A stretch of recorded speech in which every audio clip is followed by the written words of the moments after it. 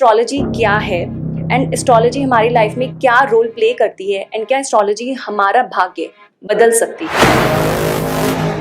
कुछ लोग कहते हैं ये तो जादू टोना है। आजकल बहुत सारी एप्स हैं जहाँ पे आप सीधे अपनी बर्थ की डिटेल्स डालो एंड आपकी पूरी कुंडली बन जाती है। मैंने कहा कि बहुत गलत है। एस्ट्रोलॉजी का क्या सही इस्तेमाल हो रहा है, किस तरीके से लोग इस्तेमाल कर रहे हैं, कैसी कंसल्टेशंस आपके पास आती हैं।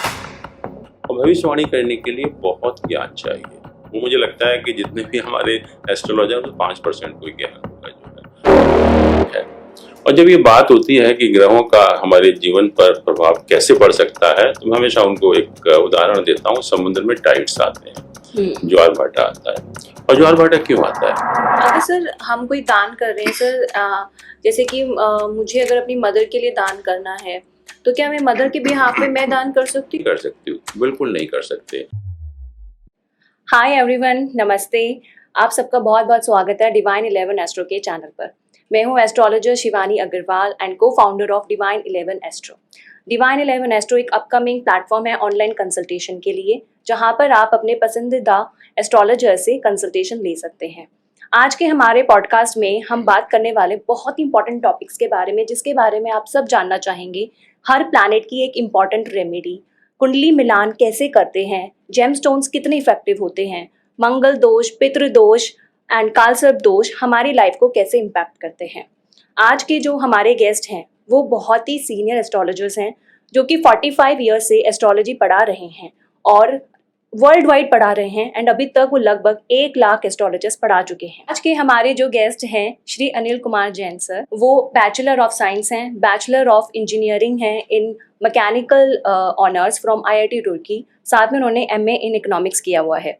जो सर हैं वो गवर्नमेंट ऑफ इंडिया की इंडियन सप्लाई सर्विस के से एडिशनल डायरेक्टर जनरल की पोस्ट से रिटायर्ड हैं।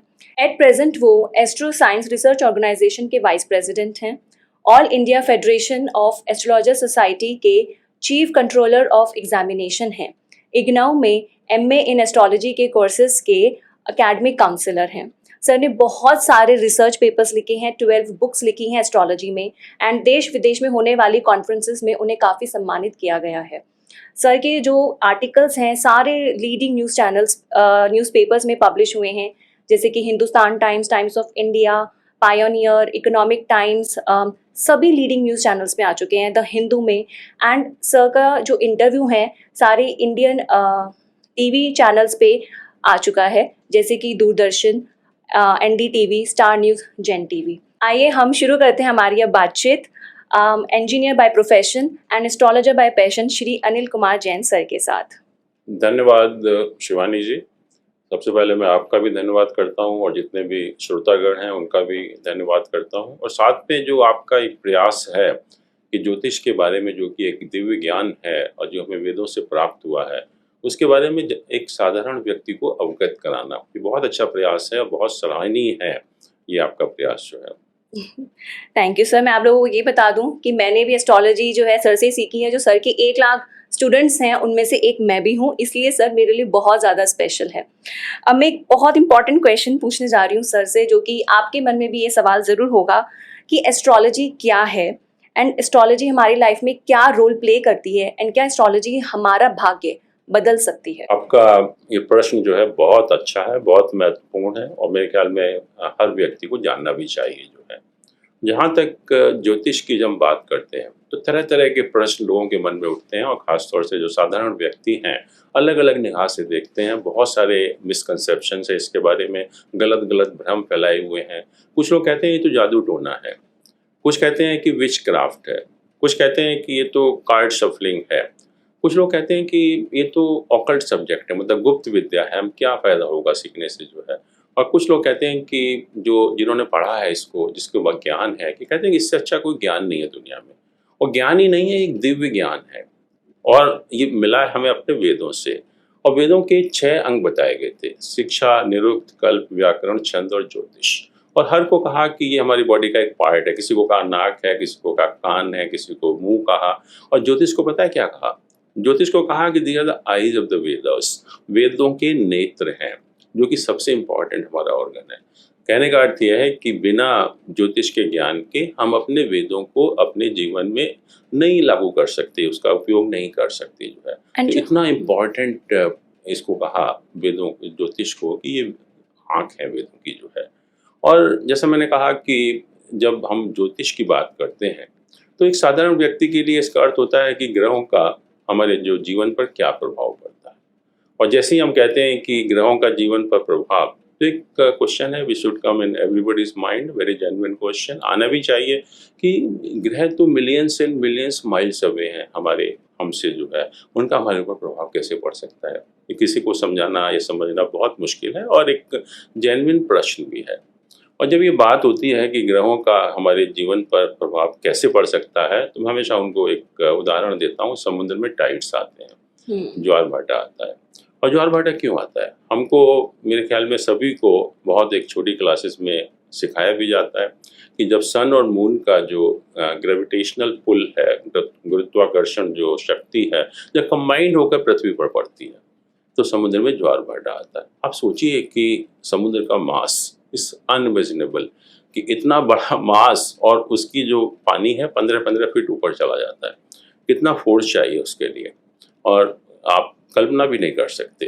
फिर दूसरा प्रश्न लोग कहते हैं कि आता होगा समुद्र में, but how we are concern, हमारा मानव जीवन से क्या मतलब है।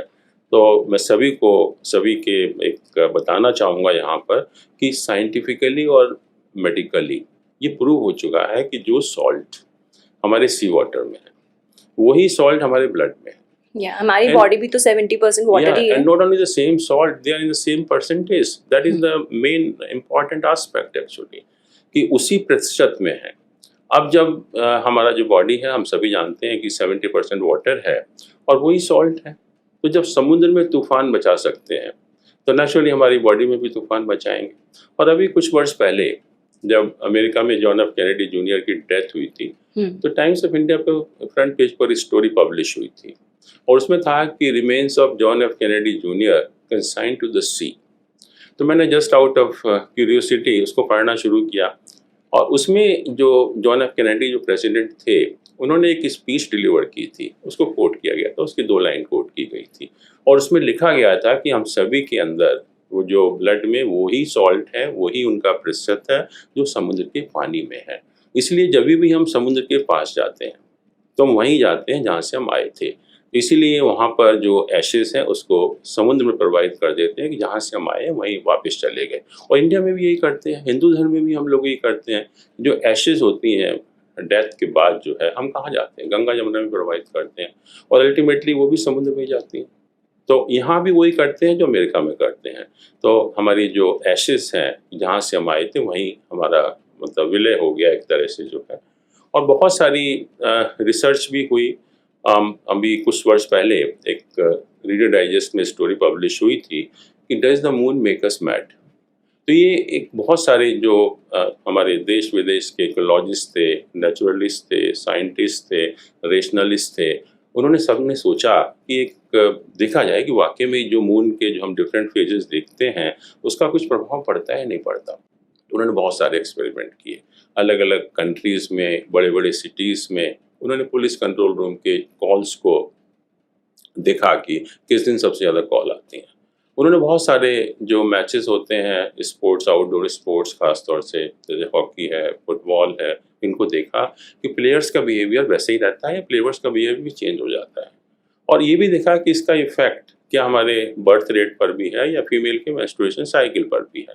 तो उन्होंने उसके निष्कर्ष उस आर्टिकल में लिखे हुए थे और आपको ताज्जुब होगा कि उन्होंने कहा कि जो पूर्णमासी का दिन है, पूर्णिमा का दिन है, फुल मून का दिन है, उस दिन पुलिस कंट्रोल रूम में सबसे ज़्यादा कॉल आती है, सबसे ज़्यादा कॉल्स आती हैं। And the violence increases under full moon. जैसे मैंने कहा कि जब सन मून का ग्रेविटेशनल पुल समुद्र में तूफान मचाता है तो हमारे माइंड में भी वो तूफान मचाता है, तो इसलिए हम सबसे ज़्यादा जो वायलेंट हो जाते हैं उस दिन जो है। फिर उन्होंने मैचेस देखे, फुटबॉल है, हॉकी का, वही प्लेयर, वही स्किल, कोई डिफरेंस नहीं है, 2-4 दिन में कोई अंतर ही नहीं आता। उन्होंने पूर्णिमा के दिन जो मैच देखा और जो अष्टमी के दिन मैच देखा, 8th day of the lunar month, जमीन आसमान का अंतर था। जो जोश आपको पूर्णिमा के दिन देखने को मिलेगा प्लेयर्स में, आपको लगेगा क्या हो गया इनको आज अष्टमी के दिन, क्यों नहीं खेल पा रहे जो है।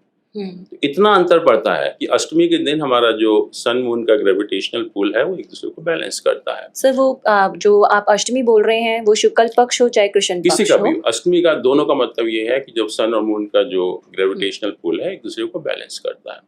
तो हमारा जो बॉडी है it is uninfluenced by the outside force, हमारा मन बिल्कुल शांत होता है उस दिन जो है। तो जमीन आसमान का अंतर जो है, फिर उन्होंने बर्थ रेट पर भी देखा कि इसका बर्थ रेट के ऊपर भी प्रभाव पड़ता है, मेंस्ट्रुएशन साइकिल के ऊपर भी प्रभाव पड़ता है। तो अल्टीमेटली उन्होंने कहा कि this is all adventure under full moon. जो हम लोग इतने वर्षों से कह रहे हैं और जो साइंस भी कह रही है कि पूर्णिमा के दिन जो समुद्र में टाइड्स आते हैं, उन्होंने सर्च करके दिखाया।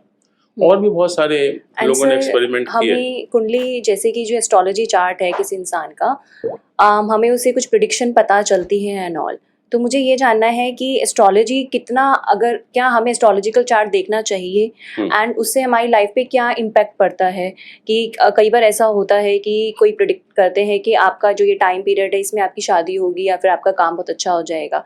तो अगर कोई बहुत ही वेल वर्स्ड एस्ट्रोलॉजर है, उन्होंने चार्ट देख के अगर ऐसा कुछ बोला है, तो क्या ये डेफिनेट है कि वो चीज़ अचीव होगी उस टाइम पीरियड में? देखिए, दो चीज़ें मैं बताना चाहूँगा। प्रश्न आपका बहुत अच्छा है कि सबसे पहले था कि हम एस्ट्रोलॉजर मानते किसको हैं, हमारा माइंड सेट क्या बना हुआ है। खास तौर से मैं भारत की बात कर रहा हूँ कि एक मंदिर में बैठा हुआ पुजारी जो एक पंचांग लेकर बैठा हुआ है, उसको हमने एस्ट्रोलॉजर मान लिया। और आपको विश्वास नहीं हुआ कि 95% of people they go to them and they make important decision based on their advice. जबकि फैक्ट यह है कि उनको बहुत ज़्यादा ज्ञान नहीं है इस विषय का जो है। तो इस विषय का ज्ञान जो है बहुत कम लोगों को है। तो अगर आप ऐसे व्यक्ति के पास जाएंगे जिसको हम लर्नेड एस्ट्रोलॉजर कहते हैं या जिनको ज्ञान है, उनके प्रेडिक्शन में कोई गलती नहीं होनी चाहिए। मुझे पूरा 1 साल लग गया एस्ट्रोलॉजी के सारे कोर्सेज इन डेप्थ पढ़ने में, एंड जो पंडित जी वगैरह होते हैं उनको ज़्यादा मंत्र एंड पूजा की जो विधि है वो ज़्यादा पढ़ाया जाता है। तो एस्ट्रोलॉजी को भी सिंसियरली लोगों को, वो एक कर्म कांडी होते हैं, कर्म कांड उनको आता है, लेकिन प्रेडिक्शन करना नहीं आता, भविष्यवाणी करना। और भविष्यवाणी करने के लिए बहुत ज्ञान चाहिए। वो मुझे लगता है कि जितने भी हमारे एस्ट्रोलॉजर में 5% कोई ज्ञान होगा जो है। और जो आपने कहा कि हॉरोस्कोप क्या करता है, पहली चीज तो यह है कि जो प्लैनेट की पोजीशन है हमारे हॉरोस्कोप में, that only indicate what is likely to happen with you. जैसे हम लोग बुखार होता है हम लोगों को, हम थर्मामीटर से नापते हैं उसको, और थर्मामीटर ने बताया कि 104 फीवर है, तो हम थर्मामीटर को दोष नहीं देते। ये उसने बताया, उसने हमको अवगत कराया कि आपको इतना बुखार है, अब तो चाहे आप करिए जो भी एक्शन लेना है। हम एक्शन लेते हैं, मेडिसिन लेते हैं, जो भी करना है करते हैं, हम ठीक हो जाते हैं। तो एग्जैक्टली वही पोजीशन प्लैनेट की है कि प्लैनेट हमें अवगत कराते हैं कि हमारे साथ लाइफ में क्या होने की संभावना है। और अभी मैं अमेरिका में था और मैं अपनी डॉटर के साथ ट्रैवल कर रहा था, उसकी फ्रेंड भी बैठी हुई थी उसकी। तो उन्होंने कहा, अंकल आप कहाँ चक्कर में पड़े हुए हैं, ये जन्म पत्री देखकर आप क्या कर लेंगे, ये तो आपको भाग्यवादी बनाता है। तो मैंने उसको एक ही प्रश्न किया कि do you see the weather forecast for every day in the early evening actually. हाँ अंकल, हम तो देखते हैं, तुम्हें क्या फायदा होता है उससे। जिस समय थंडर स्टॉर्म आना है आएगा, जिस समय रेन होगी, जिस समय सन निकलेगा सन, क्या उसको आप चेंज कर पाते हो? नहीं अंकल, चेंज तो नहीं करते हम लोग, लेकिन we can plan the entire day और हम सारा काम कर पाते हैं। मैंने कहा this is the point actually, कि आप तो एक दिन की बात कर रहे हो और पूरे जीवन में ये जानकर कि आपके साथ कब क्या होने की संभावना है, आप अपने पूरे जीवन को प्लान कर सकते हैं। And that is known as self management. Conscious हो सकते हैं। और सेल्फ मैनेजमेंट पूरी दुनिया में कहीं नहीं सिखाया जाता। और आपको ताज्जुब होगा कि हम में से हर व्यक्ति के पास अनलिमिटेड पोटेंशियल है, असीमित क्षमता है। और जिस क्षमता का हम मुश्किल से 10% ही इस्तेमाल कर पाते हैं पूरे जीवन में जो है। और अगर इसके ज्योतिष के द्वारा, ये सेल्फ मैनेजमेंट के द्वारा अगर हम इसकी कैपेसिटी को 10 से 15% कर लेंगे, we can do wonders in the world. We can increase our efficiency, productivity exponentially. तो भाग्यवादी नहीं बनाता। और पहले तो ये तो सिर्फ आपको ये बताता है कि आपके साथ क्या होने की संभावना है। जैसे मान लीजिए किसी ने बताया कि आगे कुछ प्रॉब्लम है, गड्ढा बना हुआ है, तो इसने बता दिया, अब आप क्या करेंगे उसमें? आपकी मर्जी है, आप कूदना चाहें कूद जाए उसमें जो है, बचना चाहें बच भी सकते हैं जो है। तो एक तो ये बात हो गई। और दूसरा, जैसे आपने कहा कि प्रेडिक्शन कितने सही होते हैं, ये जो चार्ट है हमारा, और अक्सर मैंने देखा कि जो एस्ट्रोलॉजर हैं वो चार्ट को देखकर प्रेडिक्शन करना शुरू कर देते हैं। जब भी हम कोई भी इवेंट को टाइम करते हैं, उसके लिए 3 चीज़ों की जरूरत पड़ती है। पहला तो आपका चार्ट है कि बर्थ के समय क्या प्लैनेट की पोजीशन है। दूसरा है कि दशा किस प्लैनेट की ऑपरेट हो रही है और उस प्लैनेट का पोजीशन आपके हॉरोस्कोप में क्या कैसा है। है? और तीसरा होता है ट्रांजिट। ट्रांजिट का अर्थ है कि आज की डेट में जो ज़ोडिएक में प्लैनेट की पोजीशन है, उसका आपके हॉरोस्कोप पर क्या इफ़ेक्ट हो रहा है। और तीनों का वेटेज बराबर-बराबर है, 1/3, 1/3, 1/3। और तीनों को देखकर then at a point of time we can predict an event. And I don't know कि if you have a knowledge why the prediction should go wrong. हम लोग तो रोज़ देखते हैं सुबह से शाम तक। बिल्कुल। तो प्रेडिक्शन तो मेरे ख्याल में बहुत कम केसेस में गलत होती है, कई केसेस में बर्थ टाइम हमारा सही या नहीं होता। ये भी और बहुत बार जो भी होता है। हमारा जो एस्ट्रोलॉजी है this is entirely based on the correctness of the birth time. तो एब्सोल्युटली। उसकी वजह से हो सकता है, लेकिन वैसे जो है वो गलत नहीं होना चाहिए जो है। सर, आपके एक्सपीरियंस के अकॉर्डिंग एस्ट्रोलॉजी का क्या सही इस्तेमाल हो रहा है? किस तरीके से लोग इस्तेमाल कर रहे हैं? कैसी कंसल्टेशंस आपके पास आती हैं? कैसे क्वेश्चंस पूछते हैं? तो आपको कैसा लग रहा है कि सही तरीके से इस्तेमाल कर रहे हैं लोग? हाँ, पहले मैं थोड़ा-सा ये बता दूँ कि हम अपना कैसे इस्तेमाल करें, उससे पहले दुनिया कैसे इस्तेमाल कर रही है। यस। क्योंकि लोगों को नहीं मालूम कि पूरी दुनिया इस विषय का बहुत एक उपयोगी रूप में इस्तेमाल कर रही है। कुछ आपको उदाहरण दूँगा छोटे-छोटे जो है। हम किसी भी जब मेडिकल प्रैक्टिशनर के डॉक्टर के पास जाते हैं, तो डॉक्टर जो है मेडिसिन का नाम लिखने से पहले आरएक्स लिखते हैं। यस। और you go to any corner of the world, पूरी दुनिया आरएक्स लिखती है। और मैंने तो बहुत डॉक्टर से पूछा, नोबडी कुड टेल मी कि किसी ने कहा लैटिन वर्ड है, किसी ने कहा रोमन वर्ड है। बट द फैक्ट है कि ये जो है ज्योतिष में एक प्लैनेट है जुपिटर, गुरु जिसको हम बोलते हैं, उसका सिंबल है एक्चुअली में। और guru is like a divine blessing, providential help. जैसे हम लोग दुआ मांगते हैं या भगवान से प्रार्थना करते हैं, जैसे लिखा भी होता है डॉक्टर के यहाँ पर कि दवा से ज़्यादा दुआ की ज़रूरत है। वैसे ही हम कोई भी अपना काम करते हैं तो अपने भगवान का, अपने इष्ट देव को याद करते हैं, तो वही चीज़ है। और प्लैनेट किसी कास्ट या रिलीजन या कंट्री के नहीं है, they are universal in nature. तो पूरी दुनिया ने एक्सेप्ट कर लिया उसको, उसका यूज़ करना शुरू कर दिया। हम ऑपरेशन थिएटर में जाते हैं और हम देखते हैं कि ऑपरेशन थिएटर में एंटर करने से पहले डॉक्टर हो या पैरामेडिकल स्टाफ हो, कपड़े चेंज करते हैं, हरे रंग के कपड़े पहनते हैं। Yes. और अगर ऑपरेशन थिएटर में आप जाएंगे तो कारपेट भी हरा होता है, कर्टेन भी हरे होते हैं। Yeah. और इवन जिसको टेबल पे लिटाया जाता है पेशेंट को, उसको भी ग्रीन कलर से कवर करते हैं।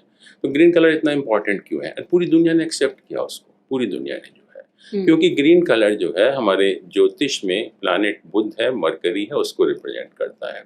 और बुध हमारा नर्वस सिस्टम को कंट्रोल करता है। And that is a basic requirement in the operation theatre कि डॉक्टर जो ऑपरेशन कर रहा है या पैरामेडिकल स्टाफ जो इन्वॉल्व हैं, they should have their nervous system under control. और उसका मरकरी का सहारा लेना शुरू कर दिया। कोर्ट में जाते हैं हम लोग, कोर्ट में वकील हो, जज हो, ब्लैक कलर के कपड़े पहनते हैं। लोअर कोर्ट में हम देखते हैं कि कोट पहन लेते हैं, लेकिन जो अपर कोर्ट है या हायर कोर्ट है उसमें स्टेक इन्वॉल्व ज़्यादा होता है, तो जज है या वकील है ब्लैक गाउन पहनते हैं। They cover the entire body with the black colour. Yes, और ब्लैक कलर शनि का कलर है, तो शनि का सहारा लेते हैं। क्योंकि शनि एक तो जो शनि से प्रभावित लोग होते हैं वो एक्सपीरियंस्ड पर्सन की तरह काम, जल्दबाजी नहीं करते जो है। और दूसरा ये है कि शनि जो है जजमेंट का भी प्लैनेट है कि इनजस्टिस नहीं होना चाहिए किसी के Yes. साथ, तो उसके लिए हमने शनि का सहारा ले लिया जो है। हम पूरी दुनिया में जो हमारे वीकडे का सीक्वेंस है, संडे, मंडे, ट्यूसडे, वेडनेसडे, कहाँ से आया? ये भी ज्योतिष की देन है और पूरी दुनिया ने एक्सेप्ट किया, किसी ने इसमें डिस्प्यूट नहीं किया। और हम लोग संडे को ही छुट्टी रखते हैं, किसी ने नहीं कहा कि हम मंडे को रखेंगे, वेडनेसडे को रखेंगे जो है, क्योंकि संडे का जो लॉर्ड है स्वामी सन होता है। And sun is a life giving planet. और कोई भी धर्म हो, कोई भी फिलॉसफी हो, सब में सन को गॉड माना है एक्चुअली। बिल्कुल। तो इसीलिए हम लोग जितना सन को पूजा करेंगे या उस दिन हम जितनी ज़्यादा पूजा करेंगे उतनी हमारी लाइफ अच्छी होगी, उतनी हमें ज़्यादा एनर्जी मिलेगी जो है। तो इस तरह से पूरी दुनिया। और अभी मैं देख रहा था कि इवन अभी जब इलेक्शन हो रहे थे हमारे देश में, पार्लियामेंट के इलेक्शन हो रहे थे, तो हमारे होम मिनिस्टर साहब नॉमिनेशन फाइल कर रहे थे। तो मैंने जस्ट टीवी खोला तो मुझे ताज्जुब हुआ कि उसमें दिखा रहे थे लाइव कि he has to file nomination at 12:43। अभी भी मुझे याद है कि 12:43। और जैसे ही 12:43 हुआ, stood up and handed over the paper two the returning officer. ये 12:43 कहाँ से आया? किसी साइंटिस्ट ने तो बताया नहीं होगा उनको, ज्योतिष नहीं बताया होगा जो। तो पूरी दुनिया इस तरह से इसका इस्तेमाल करे। और मैं बताऊं कि जो कॉर्पोरेट हाउसेस हैं उनके भी लोग मेरे पास आते हैं। और कॉर्पोरेट हाउसेस में दो चीज़ें हैं। एक तो जब सीनियर लेवल पर अपॉइंटमेंट होता है, they consult astrology, is very common. और दूसरा ये जो इम्पोर्टेंट डिसीजन होते हैं about an organisation at that time also they consult astrologer, it's very common actually. और कहाँ तक हमने पहुंच गए हैं आपको ताज्जुब होगा। I am talking of A recent story publish in times of India कि हांगकांग में एक ट्रैवल एजेंसी है, उन्होंने एक कुछ पोस्ट के लिए एडवर्टीजमेंट दिया। और पता है क्या लिखा उसमें? उसमें लिखा Virgo sign people need not apply for this post, we have gone to that extent. और उसी स्टोरी में लिखा हुआ था कि चाइना में 92% people they regularly consult their horoscope. तो this is a position in other countries also. तो ये पोजीशन है जो पूरी दुनिया इसका इस्तेमाल कर रही है। आंसर वो भी तो था एक रेड बस जो हमारी स्टार्ट, वो भी आप सब जानते ही हैं कि दिल्ली में जब प्राइवेट बस सर्विस ऑपरेट होती थी तो पहले green line bus service operate हुई, it was working okay, there was no problem actually. फिर शॉर्टेज की वजह से blue line bus service introduce हो गई, वो भी ठीक चलने लगी। फिर और शॉर्टेज हुई तो गवर्नमेंट ने कहा कि चलो एक रेड लाइन बस सर्विस और इंट्रोड्यूस कर देते हैं। और जैसी ही red line bus service introduce हुई, क्या हुआ हम सभी जानते हैं। Lot of people were crushed under the wheels of the buses, बहुत एक्सीडेंट हुए, बहुत लोग मरे। एंड ये रिकॉर्ड में है कि within couple of months government had to withdraw that red line fleet from their service, क्योंकि रेड कलर जो है हमारे प्लैनेट मार्स का है और मार्स के लोग जो है बहुत जल्दीबाजी करते हैं। बट कई लोग पूछते हैं कि जैन साहब बॉम्बे में तो सारी बसेस रेड हैं, वहाँ क्यों नहीं एक्सीडेंट होते जो है। तो मैं उनको बताना चाहूँगा कि जो मंगल से प्रभावित लोग होते हैं उनकी एक विशेषता है। विशेषता ये है कि अगर इन लोगों को अगर हम प्रॉपर ट्रेनिंग दें and we impose strict discipline, then they very productive. जैसे हमारे जितने भी डिफेंस फोर्सेस हैं, पुलिस फोर्सेस हैं, they all come under influence of Mars, तो बहुत प्रोडक्टिव हैं। लेकिन जो दिल्ली में क्या हुआ कि दिल्ली में जो भी बसेस ड्राइवर की शॉर्टेज थी तो किसी को पकड़ के बैठा दिया and they were not accountable for anybody. तो इसलिए बहुत रैश थे जिसकी वजह से बहुत ज़्यादा एक्सीडेंट भी हुए एक्चुअली में। और जहाँ तक हमारी लोगों का सवाल है, ये तो मैंने कहा कि पूरी दुनिया इस्तेमाल कर रही है, लेकिन जहाँ तक लोगों का सवाल है तो आपको ताज्जुब होगा कि अभी कुछ वर्ष पहले दिल्ली यूनिवर्सिटी में एक सर्वे किया गया लड़कियों के, मतलब जो गर्ल्स कॉलेज में जो है, उन्होंने पता है क्या कहा अबाउट मैरिज। 82% गर्ल्स सेड कि they will not like to marry without matching of horoscope. Yes sir, ये मेरा एक बड़ा इंपॉर्टेंट क्वेश्चन है जो मुझे आगे इस पे बात करनी थी। तो बिना मैचिंग के नहीं। और बहुत सारे जो हम लोग पेपर में एडवर्टीजमेंट देखते हैं, जैसे कई बार आता है कि शुभ मुहूर्त देखकर बच्चे को भाग्यशाली बनाने की दौड़, ये बहुत एडवर्टाइजमेंट हम लोग देखते हैं पेपर्स में जो है। और कुछ सिटीज़ हमारे यहाँ ऐसे हैं, कोची है उसमें से जो पहले आया था, 100% पीपल, 100% जो बच्चे की डिलीवरी के time they go for the C section and that too after asking the suitable time from the astrologer only. तो अवेयरनेस आई है। और अभी मैं बता रहा हूँ कि हम लोग जो आजकल पढ़ा रहे हैं, हम जो ट्रेडिशनल एस्ट्रोलॉजर को नहीं पढ़ाते, जो हाईली क्वालिफाइड लोग हैं, हाईली प्लेस्ड पीपल हैं in the society, they are learning astrology. तो नेचुरली एक अवेयरनेस आई है और धीरे धीरे हम देखेंगे कि जब ये अवेयरनेस आ जाएगी तो इसका और अच्छा यूज होगा, इस दिव्य विज्ञान का जो है हम और फ़ायदा उठाएंगे इससे जो है। और बहुत सारे जैसे हम लोग कहते हैं कि हम कैसे फ़ायदा उठा सकते हैं इसका जो है, पहली चीज़ तो यह है कि हम लोग रोज़ लोगों से डील करते हैं और बहुत सारी चीज़ें मिलती हैं कि उसने मुझे धोखा दे दिया, मेरे साथ ये कर दिया, वो कर दिया। But just by having a glance at the horoscope, we can have a fairly accurate idea about the personality of a person actually. देख लें तो क्या नुकसान है। एंड सर आज के टाइम पे तो मैं देख रही हूँ कि सभी लोग जो है एस्ट्रोलॉजी में काफ़ी ज़्यादा बिलीफ रखने लग गए हैं। एंड जो यंगस्टर्स हैं वो भी एस्ट्रोलॉजिकल रेमेडीज जो है वो फॉलो कर रहे हैं। एंड मैंने देखा है कि जो भी इंसान एस्ट्रोलॉजी में बिलीफ रखता है ना, तो उसने जेमस्टोन तो ज़रूर पहना हुआ होता है। तो मेरा एक क्वेश्चन आपसे ये है कि जो जेमस्टोन्स हैं ये एक्चुअली में कितने इफेक्टिव होते हैं, ये सच में हेल्प करते हैं या नहीं करते? बिकॉज लोग हर किसी के हाथ में मैं आजकल जेमस्टोन्स देख रही हूँ, तो प्लीज एक बार मुझे उसके बारे में बताइए। देखिए, ज्योतिष में हर प्लैनेट की शांति के लिए या हर प्लैनेट को और अच्छा करने के लिए बहुत सारे उपाय बताए गए। और बेसिकली हम लोग 3 तरह के उपाय होते हैं ज्योतिष में। एक तो दान है, डोनेशन जिसको हम बोलते हैं, दूसरा है पूजा पाठ, प्रेयर जिसको हम कहते हैं, और तीसरा होता है यूज ऑफ जेमस्टोन्स। तो 3 तरह के दान बताए गए। इसके अलावा हमारा कोई कॉम्प्लिकेटेड रेमेडी नहीं बताई गई। जैसा हम लोग देखते हैं कि जब किसी भी एस्ट्रोलॉजर के पास जाते हैं बहुत कॉम्प्लिकेटेड रेमेडी आपको इम्प्रेस करने के लिए। तो मुझे जैसे कि मेरा एक क्लाइंट था, उनका चंद्रमा वीक था, तो उन्होंने बोला कि उनको बोला हुआ है कि आप चांदी के उसमें दिए में जोत जलाओ, आपका चंद्रमा ठीक हो जाएगा। सो आई वाज लाइक कि आपने अपना ऐसा क्या करा जिसे, बिकॉज मुझे ऐसा लगता है कि जो रेमेडी है, आप जब रेमेडी करते हो तो आपको मेंटली एक चेंज आता है, आपकी थिंकिंग चेंज होती है, तो उस हिसाब से आपकी लाइफ चेंज होती है। तो लोग इस तरीके से रेमेडीज जो है रिकमेंड कर रहे हैं। करेक्ट, तो ये गलत है। तो मैंने कहा कि बहुत सिंपल रेमेडीज हैं जो हम लोग पहले हर व्यक्ति करता था उसको जो है लाइफ में। जैसे हम लोग देखते हैं कि बच्चों को पहले पैर छूना सिखाया जाता था, पूरी फैमिली के जो है हर मदर जो है वो एक रोटी, पहली रोटी अब फैमिली में यूज नहीं करते थे, वो किसी जानवर वगैरह को देते थे। तो वो सब रेमेडी हम लोग किया करते थे पहले जो है। कैसे है सर? हाँ, तो हर जो रेमेडी है वो डिफरेंट सर्कमस्टांसिस में की जाती है। हम हर केस में ना तो डोनेशन कर सकते हैं, ना प्रेयर कर सकते हैं, ना जेम स्टोन का जो है। डोनेशन भी हम उसी प्लैनेट का करते हैं, उसी प्लैनेट की वस्तु का करते हैं जो प्लैनेट हमारे लिए अशुभ होता है। जो प्लैनेट शुभ होता है उसका अगर हम दान करेंगे तो it can be disastrous for you, it can be very damaging for you. तो जब तक हम किसी लर्नेड एस्ट्रोलॉजर की सलाह ना लें, हमें दान भी नहीं करना चाहिए। दान भी हमारे लिए किसी गलत वस्तु का दान नुकसानदायक हो सकता है। ऐसी जेम स्टोन है, अक्सर हमने देखते हैं कि कई लोगों को मैंने देखा कि वो पूरे 8 उंगलियों में और दोनों अंगूठों में जेम स्टोन पहने हुए हैं जो है। इट्स वेरी डेंजरस, वेरी डिसेस्ट्रस, क्योंकि जेम स्टोन के बारे में पता लगाना कि किसको कौन सा जेम स्टोन सूट करेगा, it's very difficult job for an astrologer जो है। और जेम स्टोन के बारे में कहा गया कि हम उसी प्लैनेट का जेम स्टोन पहन सकते हैं जो प्लैनेट हमारे लिए शुभ होता है, शुभ फलदायक होता है। जो प्लैनेट हमारे लिए अशुभ फलदायक है उसका अगर हम जेम स्टोन पहन लेंगे तो बहुत दुखदायी होगा, बहुत कष्टकारी होगा।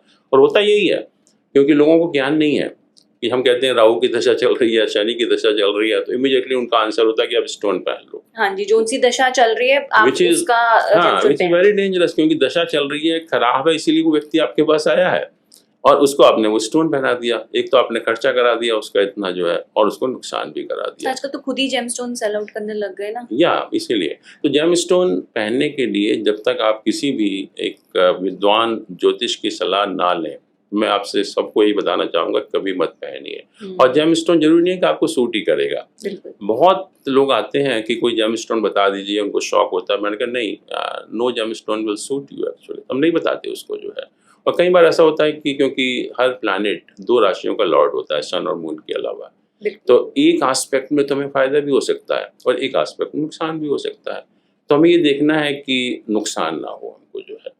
तो हम हर प्लैनेट का एक पर्टिकुलर जेम स्टोन होता है। सर जो आजकल बहुत सारी एप्स हैं जहाँ पे आप सीधे अपनी बर्थ की डिटेल्स डालो एंड आपकी पूरी कुंडली बन जाती है, एंड उसमें रिकमेंडेड सेक्शन आने लगे हैं कि जेम्स का, कि आपका जो लगना है उसका मालिक ये है तो आप ये पहन लो, आपका जो 5th भाव है उसका जो है मालिक ये है तो आप ये पहन लो, 9th का मालिक ये है तो आप ये पहन लो। 3 जो है जेम्स उन्होंने रिकमेंड कर रहे होते हैं। Correct. लेकिन लोग, एंड मेरी बहुत बार कॉन्वर्सेशन हुई है कि जरूरी नहीं है अगर वो आपके 1st, 5th, 9th के लॉर्ड हैं तो उसका मतलब वो जेमस्टोन आपके लिए पक्का अच्छा ही है। करेक्ट, वो हो सकता है उसकी प्लेसमेंट इतनी खराब है, प्लैनेट एफ्लिक्टेड है।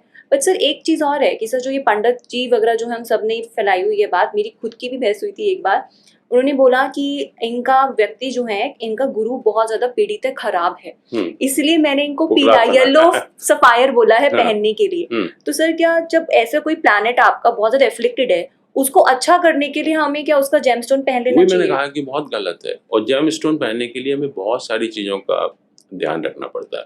जैसे मैंने कहा कि जो प्लैनेट हमारे लिए शुभ फलदायक है उसी को हम स्ट्रॉन्ग बनाते हैं जेमस्टोन पहन के। अगर हम जो नेगेटिव प्लैनेट है या जो अशुभ फलदायक है उसको स्ट्रॉन्ग कर लेंगे तो बहुत ज़्यादा नुकसान करेगा, और वही हो रहा है एक्चुअली में। सर लोग ये सोचते हैं कि अगर किसी का शुक्र खराब है, मेरा शुक्र खराब है, तो मैं शुक्र से रिलेटेड जो जेमस्टोन है जैसे कि डायमंड हो गया, जर्कन हो गया, या फिर डबल फायर ओपल हो गया, ये पहन लूंगा तो उससे मेरे शुक्र को स्ट्रेंथ मिल जाएगी, मेरा शुक्र अच्छा हो जाएगा। बट ये थिंकिंग बिल्कुल गलत है। बिल्कुल, जबकि आपको जेमस्टोन उस प्लैनेट का पहनना है जो कि आपके लिए ऑलरेडी अच्छा है। करेक्ट। एंड अगर आप खराब प्लैनेट का पहन लेंगे तो सर उससे क्या इम्पैक्ट होगा?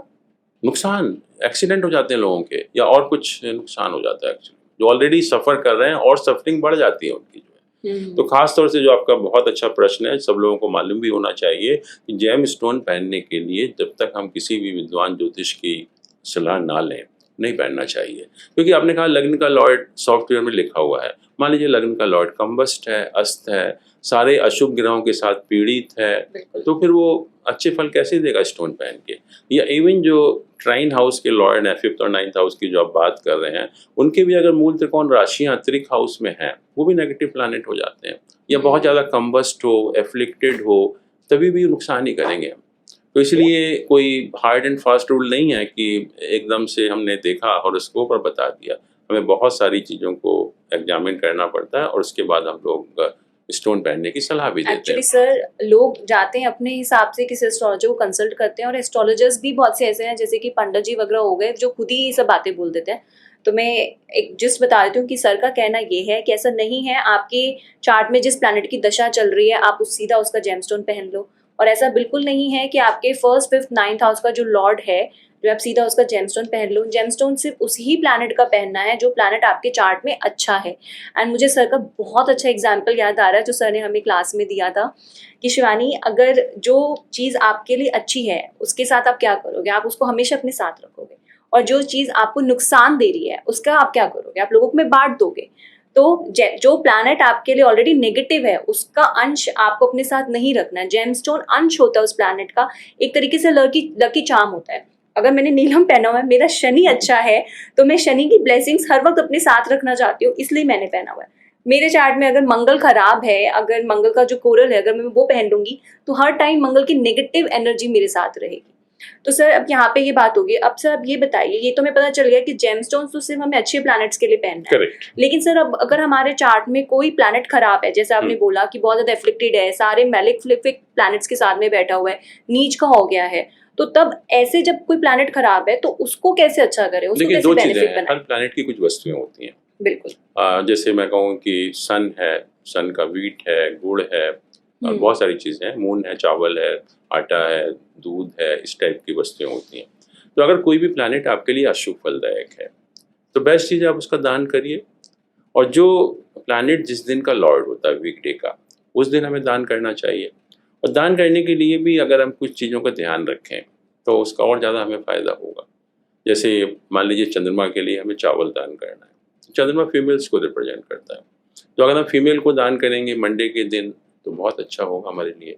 मरकरी है, बुध जो है, बुध का हमें दान करना है, और बुध हमारे जो टीनेजर्स को रिप्रेजेंट करता है, तो यंग बच्चों को अगर आप देंगे तो उसका हमें फ़ायदा होगा। क्या आइटम दे सकते हैं सर बुध के लिए? बुध के लिए कोई भी हरे रंग की वस्तु है, जैसे साबुत मूंग की दाल है, पालक है, कोई भी सब्जी है, कोई फल है, हरा कपड़ा है, कोई भी हरे रंग की चीज़ हम लोग सर एजुकेशन से, जैसे कि बुध को एजुकेशन का भी कारक बोलते हैं, तो एजुकेशन से रिलेटेड आइटम्स भी दे सकते हैं बच्चों को, अगर टीनेजर्स कोई दे रहे हैं तो? करेक्ट। बुध जो है बेसिकली हमारा नॉलेज का प्लैनेट है। नॉलेज के दो प्लैनेट होते हैं, एक बुध है, एक बृहस्पति है। तो बुध तो हमें सीखने में मदद करता है, but once we go into the depth of the knowledge तो जुपिटर हमारा मदद करता है।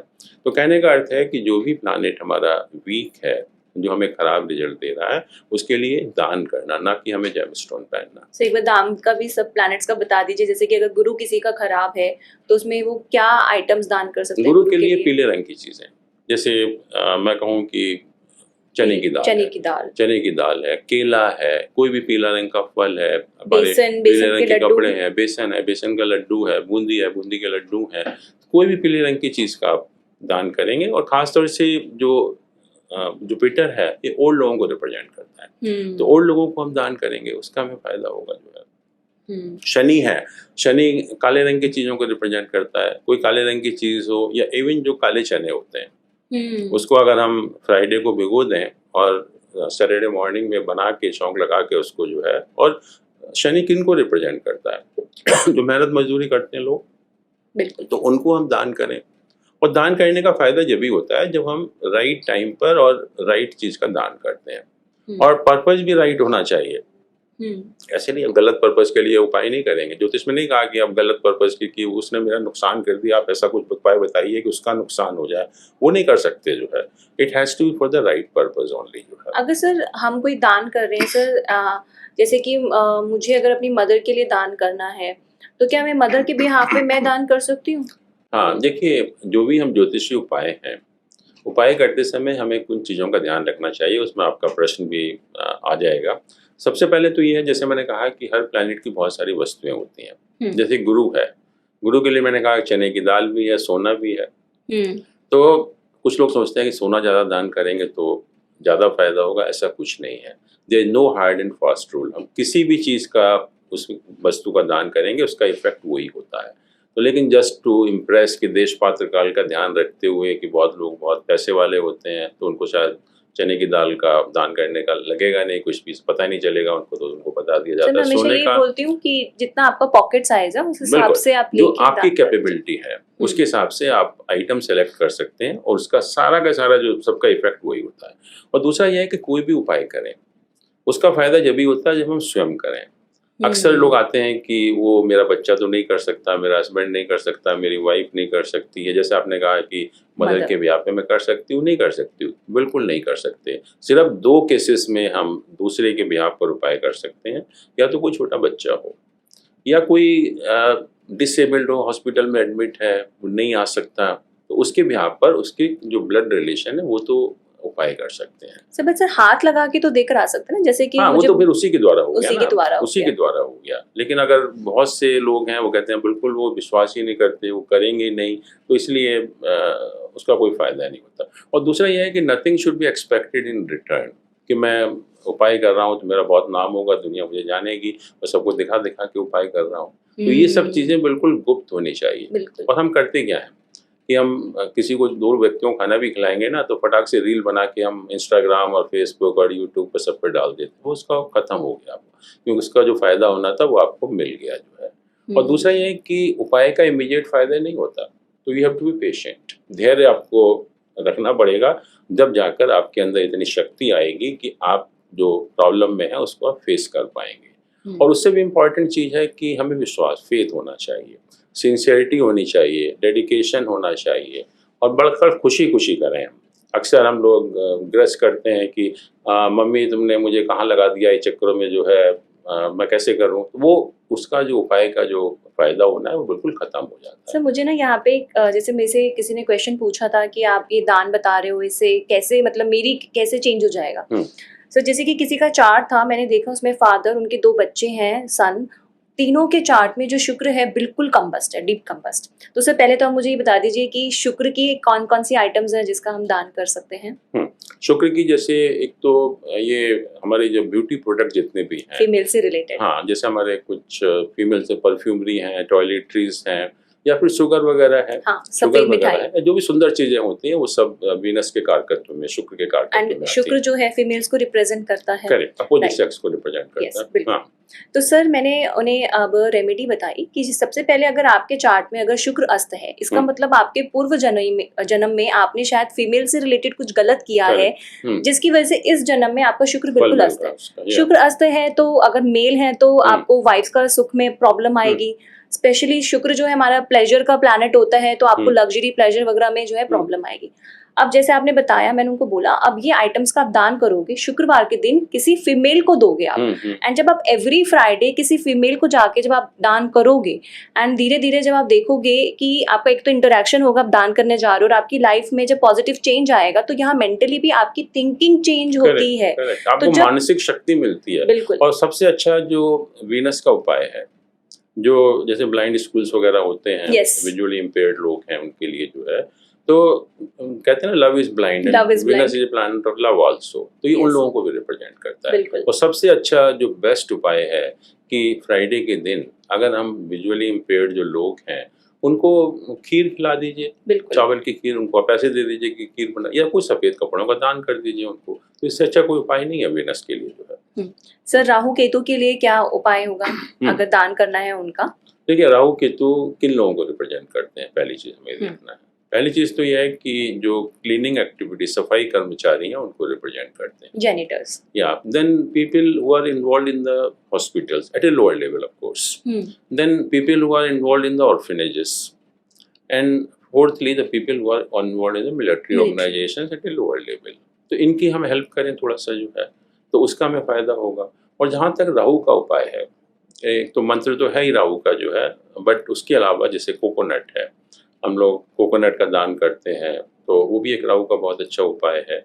या किसी को हम सूजी का हलवा बना कर खिला सकते हैं, मूली दान कर सकते हैं, पंपकिन दान कर सकते हैं, और खास तौर से केतु के लिए। एग्स एंड मीट भी सुना है मैंने राहु के हाँ, लिए। वो हम मीट एग्स, की बात नहीं कर रहे व्हाइट, क्योंकि हम लोग या है, इन मीट केस है, कोई खाता हो एग तो। है, वो सब कचौड़ी हैं, तली हुई चीजें हैं जो अच्छा। राक्षसों को पसंद है, मतलब वो चीजें हम राहु के लिए उनको दान करेंगे तो एंड उसका दिन कौन अच्छा सा होगा। रहेगा सर? हाँ जी, कौन से दिन दान करें? संडे के दिन, संडे के दिन राहु का और करें। केतु के लिए खास तौर से अक्सर हमको बताया जाता है कि ब्लैंकेट दान करो, और ब्लैंकेट दान करना बहुत अच्छा है, कौन लेकिन से कुछ, कलर का होगा? हाँ वो मैं बता रहा हूँ कि कुछ चीज़ों का हमें ध्यान रखना है जब भी उसका फायदा होगा। हम अक्सर क्या करते हैं कि ब्लैंकेट खरीदे और पड़ोसियों को बुलाया और दे दिए उनको, नहीं, कोई फायदा नहीं होगा उसका।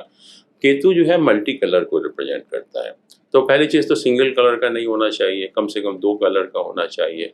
और तीसरा ये है कि आप जब ठंड होती है, दिसंबर जनवरी का महीना है नॉर्दर्न इंडिया में, तो बहुत ठंड होती है उस टाइम, आप निकलिए रात को 11-12 बजे के करीब, आपको बहुत लोग मिलेंगे जो सड़क पर सोए होंगे, उनके पास सफिशिएंट क्लोथिंग नहीं होगा, जो है उनके ऊपर डालिए, उनसे जो दुआएं निकलेंगी तब उसका आपको असर देखने को मिलेगा, तब उसका रियल फायदा होगा। तो थोड़ी सी मेहनत करनी पड़ेगी, थोड़ा सा फेथ रखना पड़ेगा और थोड़ा सा सिंसियरली तो सर करेंगे जैसे जब आपने भी फायदा बताया होगा। सामाजिक सफाई वगैरह जो लोग करते हैं, जेनिटर्स हैं, स्वीपर्स हैं, तो क्या केतु के लिए उन लोगों को नहीं दे सकते दान हम?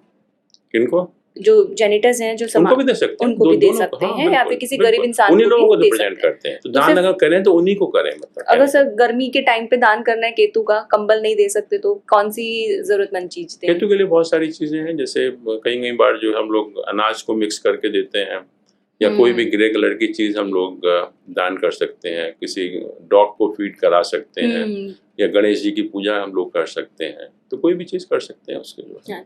आई थिंक सन रह गया है हमारा शायद से, कि सन के लिए क्या दान की आइटम्स होंगी? हाँ, सन के लिए सबसे सिंपल है, व्हीट आप दान करिए, गेहूं जो है, जैगरी है, गुड़ है, वो आप दान कर सकते हैं। तो ये आप बहुत, वीट में सर हमें वीट का फ्लावर नहीं करना है, हमें गेहूं करना है, साबुत गेहूं के दाने करना है, गेहूं की बात करो, क्योंकि अगर आटा कर दिया तो वो चंद्रमा के में हो जाएगा। सर सन के लिए दिन है संडे, एंड केतु के लिए कौन सा दिन रहेगा? केतु के लिए ट्यूसडे या ट्यूसडे हो गया। तो अगर आपको चंद्रमा का करना है तो मंडे है। अगर सर मंगल की रहेगी है, मंगल का दान के लिए कोई भी लाल रंग की चीज हम लोग दान कर सकते हैं, जैसे लाल मसूर की दाल होती है, लाल रंग का कपड़ा होता है, अनार है, या कोई भी लाल रंग का फल है, या कोई भी लाल रंग का कपड़ा है, या इस टाइप। छिलके से देखें अंदर से, जैसे एप्पल है, बाहर से तो रेड है, अंदर से व्हाइट है, नहीं, जो रेड होता है अनार जैसे मैंने अंदर कहा, से भी जो रेड है पूरा। हाँ, अनार जैसे मैंने कहा, तो अनार बहुत अच्छा आइटम है, या कोई भी जैसे लाल रंग का कपड़ा है, तो वो हम लोग दान कर सकते हैं। और ट्यूसडे के दिन इवन गुड़ भी दान कर सकते हैं, गुड़ भी जो है ट्यूसडे के लिए होता है। सर लोग, मैंने बहुतों को सुना है कि मंगल की रेमेडी के लिए वो बताते हैं, जैसे कि पकोड़े, समोसे वगैरह जो हो गया, वो सब चीजें भी दान करने का मैंने सुना है। नहीं, वो बेसिकली राहु केतु के लिए है। राहु के लिए, हाँ, क्योंकि राहु केतु बेसिकली हम लोग माना डेमन या राक्षस प्रवृत्ति होती है, तो वो लोग इस टाइप की चीजें खाते हैं, जैसे आपने कहा मीट है, एग है, फ्राइड आइटम्स हैं, वाइन है, उस टाइप की चीजें वो पैदा करती हैं एक्चुअली। अगर बुध का करना है तो उसका दान का दिन वेडनेसडे है, मंगल का दिन ट्यूसडे है, एंड केतु का भी दिन ट्यूसडे है। गुरु का अगर आपको दान करना है तो वो थर्सडे है। शुक्र का करना है अगर वीनस का, तो शुक्रवार है, फ्राइडे है। शनि का शनिवार है हमारा, एंड राहु के लिए हमारा संडे है। एंड दान हम तब कर रहे हैं जब हमारा कोई प्लैनेट खराब है। करेक्ट। मतलब सर इसका कहने का मतलब ये है कि अगर प्लैनेट अच्छा है तब उसका दान नहीं करना है। बिल्कुल नहीं करना चाहिए, वो नुकसानदायक होगा बहुत ज्यादा। तो अच्छा प्लैनेट जो है उसका दान नहीं करना है, उसका जेमस्टोन पहनना है। करेक्ट। और जो प्लैनेट खराब है सिर्फ उसका दान करना है, उसकी वस्तु का दान करना है। एंड जो वो प्लैनेट जिस इंसान को रिप्रेजेंट करता है, जैसे कि आपने बताया मून फीमेल को करता है, वीनस भी फीमेल को करता है, एंड गुरु जो आपने बताया कि बड़े उम्र के जो लोग हैं वो हो गए। तो सर मंगल किसको रिप्रेजेंट करता है? मंगल यंग लोगों को रिप्रेजेंट करता है। यंग लोगों। जैसे तो मैंने सुना है कि जैसे लेबर जो होती हैं, जो कंस्ट्रक्शन के काम करते हैं, तो गार्ड्स वगैरह हो गए। हाँ, वो शनि, जो लोग मैनुअल लेबर में इन्वॉल्व है, मेहनत मजदूरी करते हैं, उनको शनि रिप्रेजेंट करता है। तो सर यंग में तो यंग जनरेशन पूरी आ गई मंगल के लिए सर। कोई भी मतलब यंग लोग होने चाहिए, यंग लोग जो मंगल के लिए जो है। ठीक है, बुध के लिए बच्चे हो गए हमारे, राहु केतु का भी आपने बता दिया, तो जो सा इंसान को वो प्लैनेट रिप्रेजेंट करता है उस बट इंसान हमने को ये कहा कि दान हमें उस वस्तु का करें जो हमारे लिए अशुभ है। अशुभ है। जेम स्टोन हम उस प्लैनेट का जेम स्टोन पहने जो शुभ है। सर एक बार जेम स्टोन भी बता दीजिए सारे प्लैनेट्स हाँ, के। मैं बता देता हूँ। सन के लिए हम जो जेम स्टोन पहनते हैं उसको रूबी कहते हैं, मानिक। और मानिक को हमेशा हम गोल्ड में पहनते हैं, और जो हमारी रिंग फिंगर है उसमें पहनते हैं संडे के दिन। रिंग फिंगर यानी कि हमारी ये वाली फोर्थ फिंगर हो गई। फोर्थ फिंगर संडे के दिन हम लोग पहनते हैं। मून है, मून को व्हाइट पर्ल है, सफेद मोती जिसको हम बोलते हैं, और इसको लिटिल फिंगर में सबसे छोटी उंगली में मंडे के दिन हम लोग कौन सी धातु चांदी में चांदी में पहनना है लिटिल फिंगर में, मून को मंडे के दिन। मंगल का कोरल है जिसको मूंगा कहते हैं, लाल रंग का, तो इसको भी हम या तो हम कॉपर में पहन सकते हैं या गोल्ड में पहन सकते हैं। और ट्यूसडे के दिन हम इसको रिंग फिंगर में हम लोग पहनते हैं। और मरकरी है बुध का जो जेमस्टोन है एमराल्ड है, जिसको हम पन्ना कहते हैं, हरे रंग का पन्ना जो होता है, और इसको भी हम सबसे छोटी उंगली में, और इसको जो बुध की जो मेटेरियल है बेल मेटेरियल है, जो घंटी जिससे बनती है, और वो एक अलॉय होता है कॉपर एंड जिंक का, उसमें 73% कॉपर होता है, 27% टिन होता है। तो उस अलॉय का पहने, नहीं तो गोल्ड में बना सकते हैं आप जो है, बट सबसे छोटी उंगली में वेडनेसडे के दिन पहने। ऐसी थर्सडे है गुरुवार, तो उसके जुपिटर के लिए जो जेमस्टोन है वो येलो सफायर है, पुखराज जिसको हम बोलते हैं। और पुखराज को हम इंडेक्स फिंगर में पहनते हैं, जो अंगूठे के साथ वाली उंगली जो होती है, गोल्ड में, और थर्सडे के दिन जो पहनते हैं। और ये वीनस है जिसको शुक्र हम लोग कहते हैं, तो वीनस का जो जेमस्टोन है वो डायमंड है, हीरा जिसको हम बोलते हैं। सर डायमंड में लैब ग्रोन डायमंड भी चल जाएगा या प्रॉपर डायमंड होना चाहिए? कितना कैरेट का हो जिससे वो मैं असर बता आ रहा हूँ जाए? कि डायमंड तो हम लोग 4-5 कैरेट रिकमेंड नहीं करते, तो मिनिमम करीब 1 कैरेट अगर है तो दैट इज सफिशिएंट, और 1 कैरेट में तो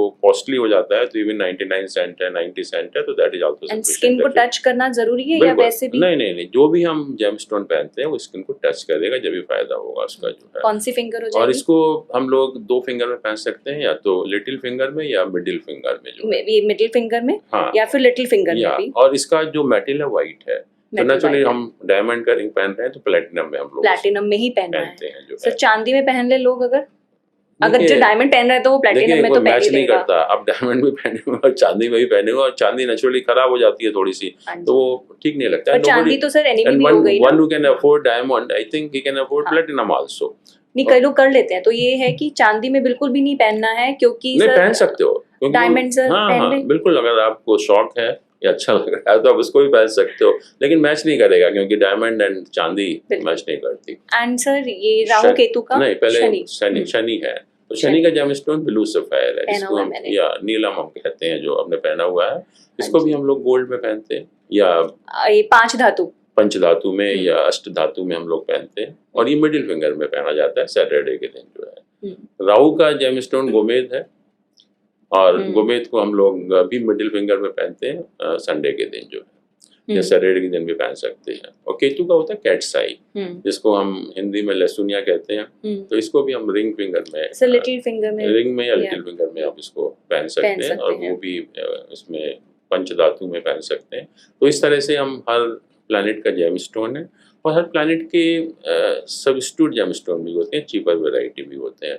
तो जो लोग अफोर्ड नहीं कर पाते तो नेचुरली वो चीपर वैरायटी हम लोग पहन सकते हैं। पक्का फायदा, मैंने तो पहना हुआ है, पर मैं अभी सर से पूछना चाह रही हूँ कि सच में सर आपका इतना बड़ा एक्सपीरियंस है कि जेमस्टोन पहनने से लोगों को फायदा होता है। I can tell you Shivani कि life of the people have been changed actually, and I can cite you number of examples, you can talk to those people कि आपको लगेगा कि लाइफ ही पूरी चेंज हो गई। इन्होंने कहा कि हमने जेमस्टोन क्या पहन लिया, हमारी तो पूरी लाइफ ही चेंज हो गई, हुआ है। एंड आज वो लोग हैं जिनको मैं जानता हूँ, they were the highest paid employ in India, उन लोगों की बात मैं कर रहा हूँ, और जेमस्टोन पहनते ही पूरी लाइफ बदल गई एकदम से जो है। तो ये जेमस्टोन का फायदा, इसलिए पूरी दुनिया भाग रही है, बट पता नहीं है कि पहनना किसका है। ये मैं बता रहा हूँ आपको कि अभी जो बात कर रहे थे यंग लोगों के बारे में, अभी एक टाइम्स ऑफ इंडिया में एक आर्टिकल पब्लिश हुआ था, why the millennials obsessed with astrology, और उसमें आपको ताज्जुब होगा कि जो ये MTV इन्होंने कुछ सर्वे किया था, US की बात बता रहा हूँ, तो उन्होंने कहा कि ये जो हमारी इंडस्ट्री है, एस्ट्रोलॉजी इंडस्ट्री, अभी $7 बिलियन इंडस्ट्री है, और इतना पैसा लोग लगा रहे हैं ऐप बनाने के अंदर जो है, और फिर उन्होंने मिलेनियल्स का सर्वे किया। I am talking of young people, not old people actually. और पता है क्या मिला उन्होंने कहा कि 72% millennials they take the advice of astrologer on the regular basis। तो ऐसा नहीं है कि यंग लोग विश्वास नहीं करते, बहुत कर रहे हैं सर। दुनिया का कोई ऐसा व्यक्ति नहीं है जो इसमें विश्वास नहीं करता। और जैसे मैंने एग्जाम्पल दिया आपको, दुनिया पूरी इसका इस्तेमाल भी कर रही है, बहुत यूजफुल मैनर में, बहुत प्रोडक्टिव मैनर में इसका इस्तेमाल कर रही है। मैंने ना एक चीज नोटिस करी है, कई लोगों का क्या होता है कि सर जैसे कि अब जैसे नीलम है सर, एक हाथ में ही ना सर 4 फिंगर्स में जेमस्टोन पहने हुए होते हैं, तो सर ऐसा भी कर सकते हैं कि मतलब एक साथ में 2 या 3 पहन लिए। देखिए, जो 2 स्टोन कंपेटेबल है, जो भी कंपेटेबल अगर हमने है। देखा था जो प्लैनेट है, जैसे सन है, मार्स है, जुपिटर है, ये आपस में फ्रेंडली प्लैनेट है। ऐसी मरकरी है, वीनस और सैटर्न है, ये आपस में फ्रेंडली प्लैनेट है। इसका मतलब क्या हुआ कि रूबी है, कोरल है और येलो सफायर है, ये कंपेटेबल है, ये पहन सकते हैं, इकट्ठा पहन सकते हैं। और ये जैसे ही मरकरी है का मतलब एमरल्ड है, डायमंड है या ब्लू सफायर है, वो आपस में कंपेटेबल है। इनको हम मिक्स मैच नहीं कर सकते। हम कहें कि रूबी के साथ रूबी के साथ हम लोग ये ब्लू सफायर पहनेंगे, वो नुकसानदायक होगा। जो स्टोन आपस में कंपेटेबल है उनको हम इकट्ठा पहन सकते हैं। एंड जो हमारा पर्ल है, जो मून का है, वो भी वो भी सन वाली फैमिली के साथ पहन सकते हैं। जो वीनस, मर्क्यूरी एंड सैटर्न वाली फैमिली है उसके साथ नहीं पहन सकते। यानी कि आप एमरल्ड, नीलम के साथ में या फिर डायमंड के साथ में आप पर्ल नहीं पहन सकते जो मून का है। सर अब जैसे आपने बताया कि जेमस्टोन्स की बात कर ली हमने, दान की बात कर ली, तो सर ये तो थोड़े से जो वेल ऑफ लोग हैं वो अपनी पॉकेट साइज के हिसाब से कर सकते हैं। जैसे कि जेमस्टोन्स में भी अलग अलग क्वालिटी आती है, आपको 3000 का भी मिल जाएगा, आपको 3 लाख का भी मिल जाएगा। दान के में भी यहाँ पे डिपेंड करता है, आप क्वांटिटी कम कर लीजिए, जैसे जो कोई कैसी आइटम कर रहे हैं। पर सर जो इतने इकोनॉमिकली वेल ऑफ लोग नहीं है, तो उनके लिए भी कोई रेमेडी है जिससे वो अपनी प्लैनेट्स को ठीक कर सकें? बिल्कुल, देखिए 2 सोल्यूशन है उनके लिए जो है। नेचुरली बहुत से लोग अफोर्ड नहीं कर पाते जो है कॉस्टली दान है या जेमस्टोन जो है। एक तो जो मैंने कहा ना पूजा पाठ है, जो सेकंड रेमेडी मैंने बताई थी। और पूजा पाठ में बहुत सारी चीज़ें शामिल हैं, अपने इष्ट देव की पूजा करना, मंत्रों का जाप करना, या कोई भी जो प्लैनेट के जो इष्ट देव होते हैं उनकी हम लोग रिस्पेक्ट करें उनको जो है, या जो भी बहुत सारे यंत्र हैं, मंत्र हैं, उन सब का हम जाप करेंगे। तो एक जो पूजा पाठ है वही एक ऐसा उपाय है जो दोनों सर्कमस्टांसेस में हम कर सकते हैं। प्लैनेट शुभ है तभी भी कर सकते हैं, प्लैनेट अशुभ है तभी भी हम लोग कर सकते हैं। और जो पूजा पाठ करने से प्लैनेट की जो अशुभता है वो तो कम होती है और शुभता बढ़ जाती है। सर, तो यही एक बहुत अमेजिंग सर ने लाइन हमें बताई थी कि आप जो मंत्र वगैरह चैंटिंग पूजा कर रहे हैं, इट्स लाइक शिवानी तारीफ करना, कि अगर आपके पापा बहुत ज्यादा नाराज हैं, आप तारीफ शुरू करोगे तो पापा शांत हो जाएंगे, पर पापा पहले से ही बहुत ज्यादा प्यार करते हैं, उस समय तारीफ करोगे तो पापा और खुश हो जाएंगे। तो ये सबसे सेफ चीज है। अब सर आप मुझे ये बताइए कि हमारे इंडिया में एस्ट्रोलॉजी की सबसे ज्यादा इंपॉर्टेंस तब आती है जब इंसान की शादी होने वाली होती है, जिसका जिक्र आपने भी करा ही था। चाहे कोई इंसान करियर से रिगार्डिंग कभी एस्ट्रोलॉजी मतलब किसी एस्ट्रोलॉजर को कंसल्ट ना करे, लेकिन जब शादी का टाइम आता है या तो कपल या उनके पेरेंट्स जो हैं कुंडली मिलान जरूर करते हैं ये जानने के लिए कि कंपैटिबिलिटी लेवल कैसा है।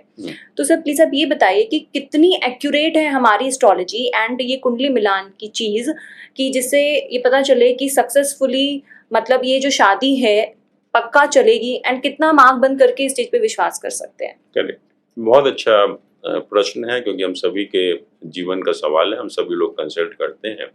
और हम होता क्या है कि जैसा मैंने कहा कि हमारा जो माइंड सेट है वो एक फिक्स्ड है, कि हम लोग उसी के पास जाएंगे जो एक हमारी जो इमेज है एक एस्ट्रोलॉजर के बारे में। और जब हम मैरिज के मैचिंग के लिए जाते हैं तो क्या करते हैं, अपना पंचांग देखते हैं, आपको बता देते हैं कितने गुण मिल रहे हैं आउट ऑफ 36, टोटल 36 गुण होते हैं। तो बहुत हम लोग खुश हो जाते हैं कि 20 मिल रहे हैं, 25 मिल रहे हैं, एंड सम पीपल तो 36 के 36 मिल रहे हैं। तो बड़े खुश हो जाके शादी कर लेते हैं। अब देखिए लाइफ का कितना इंपॉर्टेंट डिसीजन है, हमने सिर्फ इस बेसिस पर कर लिया कि कितने गुण मिल रहे हैं, अष्टकुश मिलान जो होता है ना। और many people they come to us कि सर हमारे तो 36 गुण मिल रहे थे, 1 महीने में डिवोर्स हो गया, ये क्या एस्ट्रोलॉजी है आपकी? कुछ लोग कहते हैं कि हमारे तो 8 ही गुण मिल रहे थे, हमारी शादी तो बहुत अच्छी तरह चल रही है।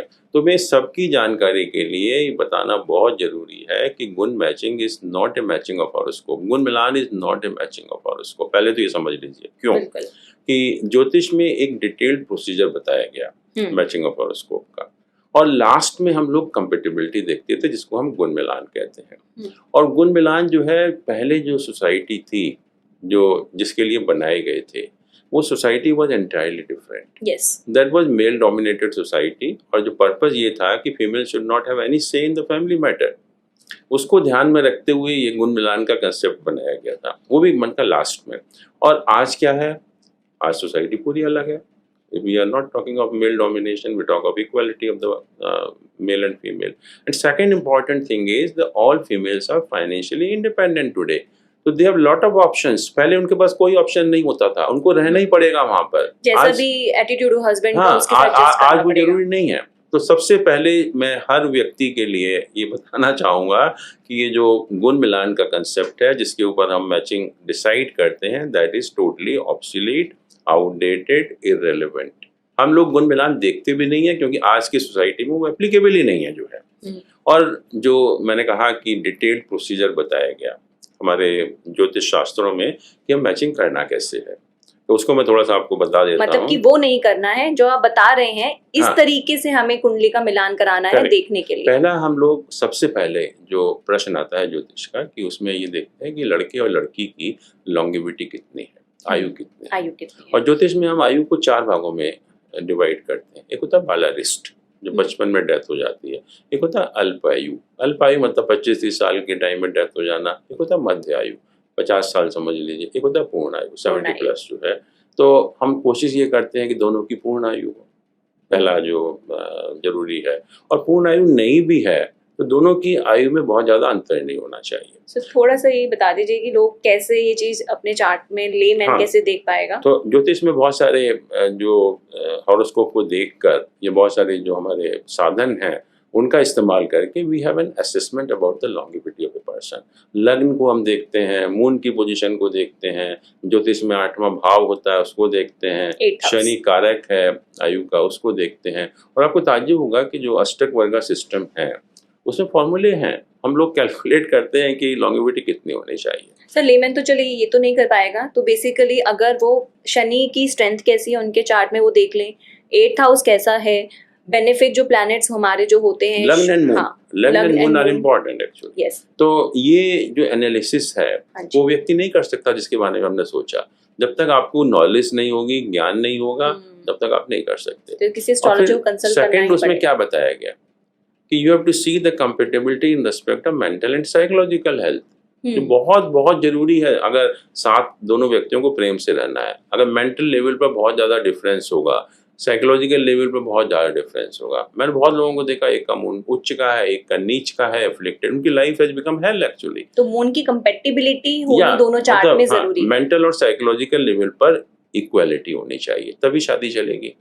तीसरा इंपॉर्टेंट है कि whether we have to ensure that this two people can stay together, कि there is no separation, divorce. तो उसमें भी एस्ट्रोलॉजी में बहुत सारे कॉम्बिनेशंस हैं, बहुत सारे हाउसेस हैं, वो इंडिकेट करते हैं कि क्या ये दो व्यक्ति साथ में रह सकते हैं, नहीं रह सकते। और जब ये हम एश्योर कर लेते हैं कि लॉन्गेविटी के पॉइंट ऑफ व्यू से, मेंटल और साइकोलॉजिकल हेल्थ के पॉइंट ऑफ व्यू से, और सेपरेशन डिवोर्स के पॉइंट ऑफ व्यू से, then we talk of compatibility, जो पहले हम लोग गुण मिलान के थ्रू करते थे। बट जैसे मैंने कहा कि gun milan is totally outdated, totally obsolete, तो गुण मिलान पर हम नहीं जाएंगे।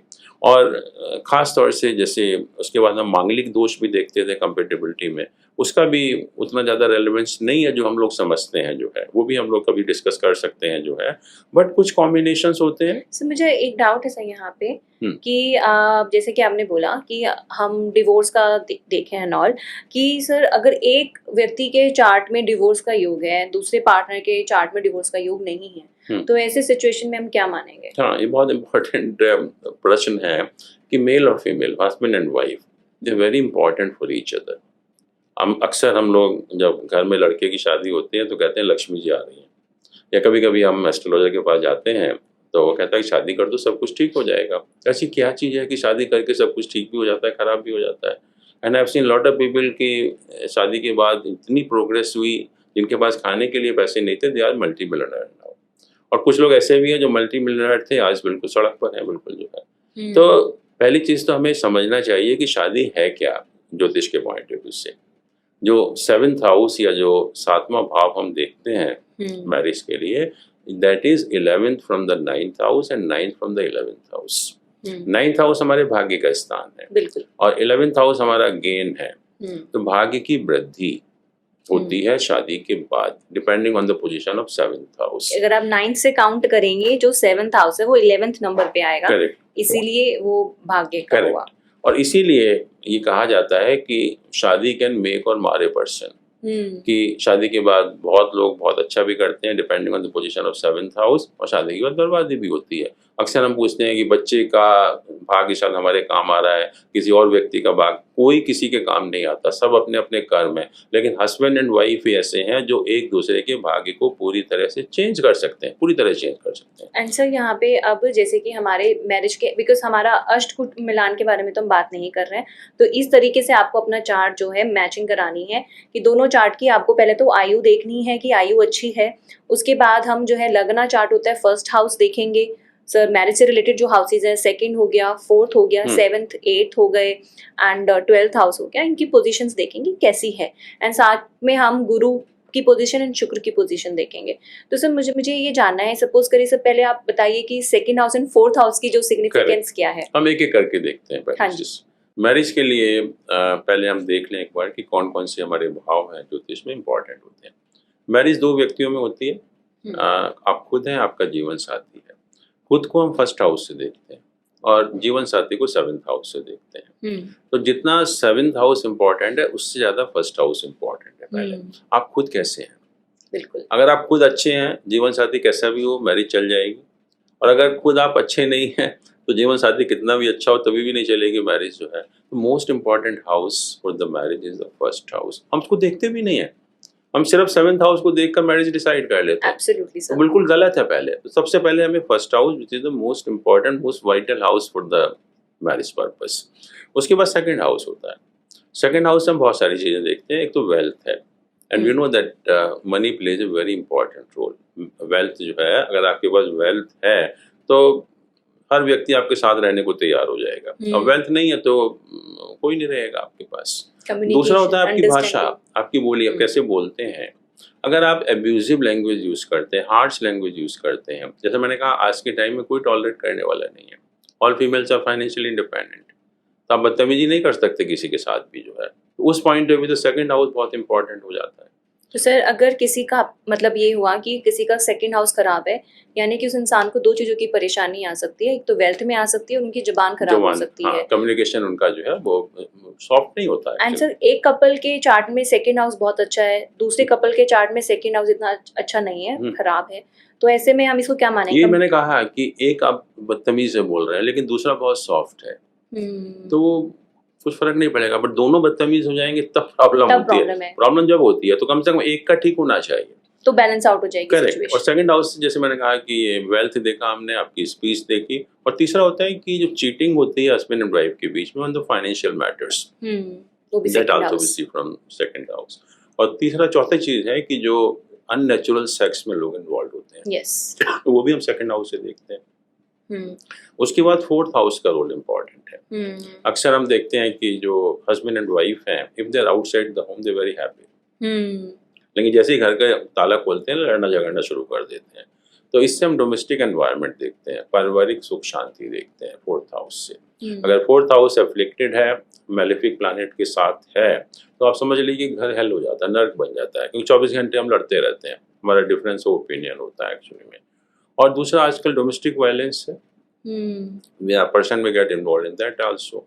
और इसके बाद जो इंटरफेरेंस है in our life by the respective in-laws, so that also be examined from 4th house. तो 4th हाउस, दोनों पार्टनर्स की बात हो रही है, अगर लड़के का 4th हाउस खराब है, इसका मतलब जो लड़के के इन-लॉज हैं वो मैरिज में इंटरफेयर कर सकते हैं। एंड 4th हाउस खराब है अगर लड़के की चार्ट में, यानी कि जो उनका घर का एनवायरनमेंट होगा उसमें उनको पीस कम मिलेगी। ऐसे में वो ऐसी लड़की से शादी करे जिसका 4th हाउस स्ट्रांग हो, तो बैलेंस आएगा घर में, मेंटेन होगा एनवायरनमेंट। हाँ, हस्बैंड वाइफ दोनों बैलेंस करते हैं एक दूसरे को। फिर 7th हाउस है, जैसे मैंने कहा फर्स्ट हाउस आपके लिए, 7th हाउस स्पाउस के लिए। बट आज की डेट में, आज के कॉन्टेक्स्ट में 8th हाउस जो 8वां भाव है वो मैरिज के लिए सबसे इम्पोर्टेंट भाव है। और उसी को हमें क्रिटिकली एनालाइज करना है। ये गुण मिलान की जगह अगर हम 8th हाउस को किसी भी लर्नेड एस्ट्रोलॉजर के द्वारा क्रिटिकली एग्जामिन कर ले तो कोई प्रॉब्लम नहीं होगी, क्योंकि हमें मालूम है कि जो मैरिज है फर्स्ट और सेवन्थ हाउस के बीच में जो है, आपको ताज्जुब होगा कि फर्स्ट हाउस में अगर कोई भी राशि ले हम्म उसका लॉर्ड, और सेवन्थ राशि में जो भी राशि आएगी उसका lord, they are always enemy to each other.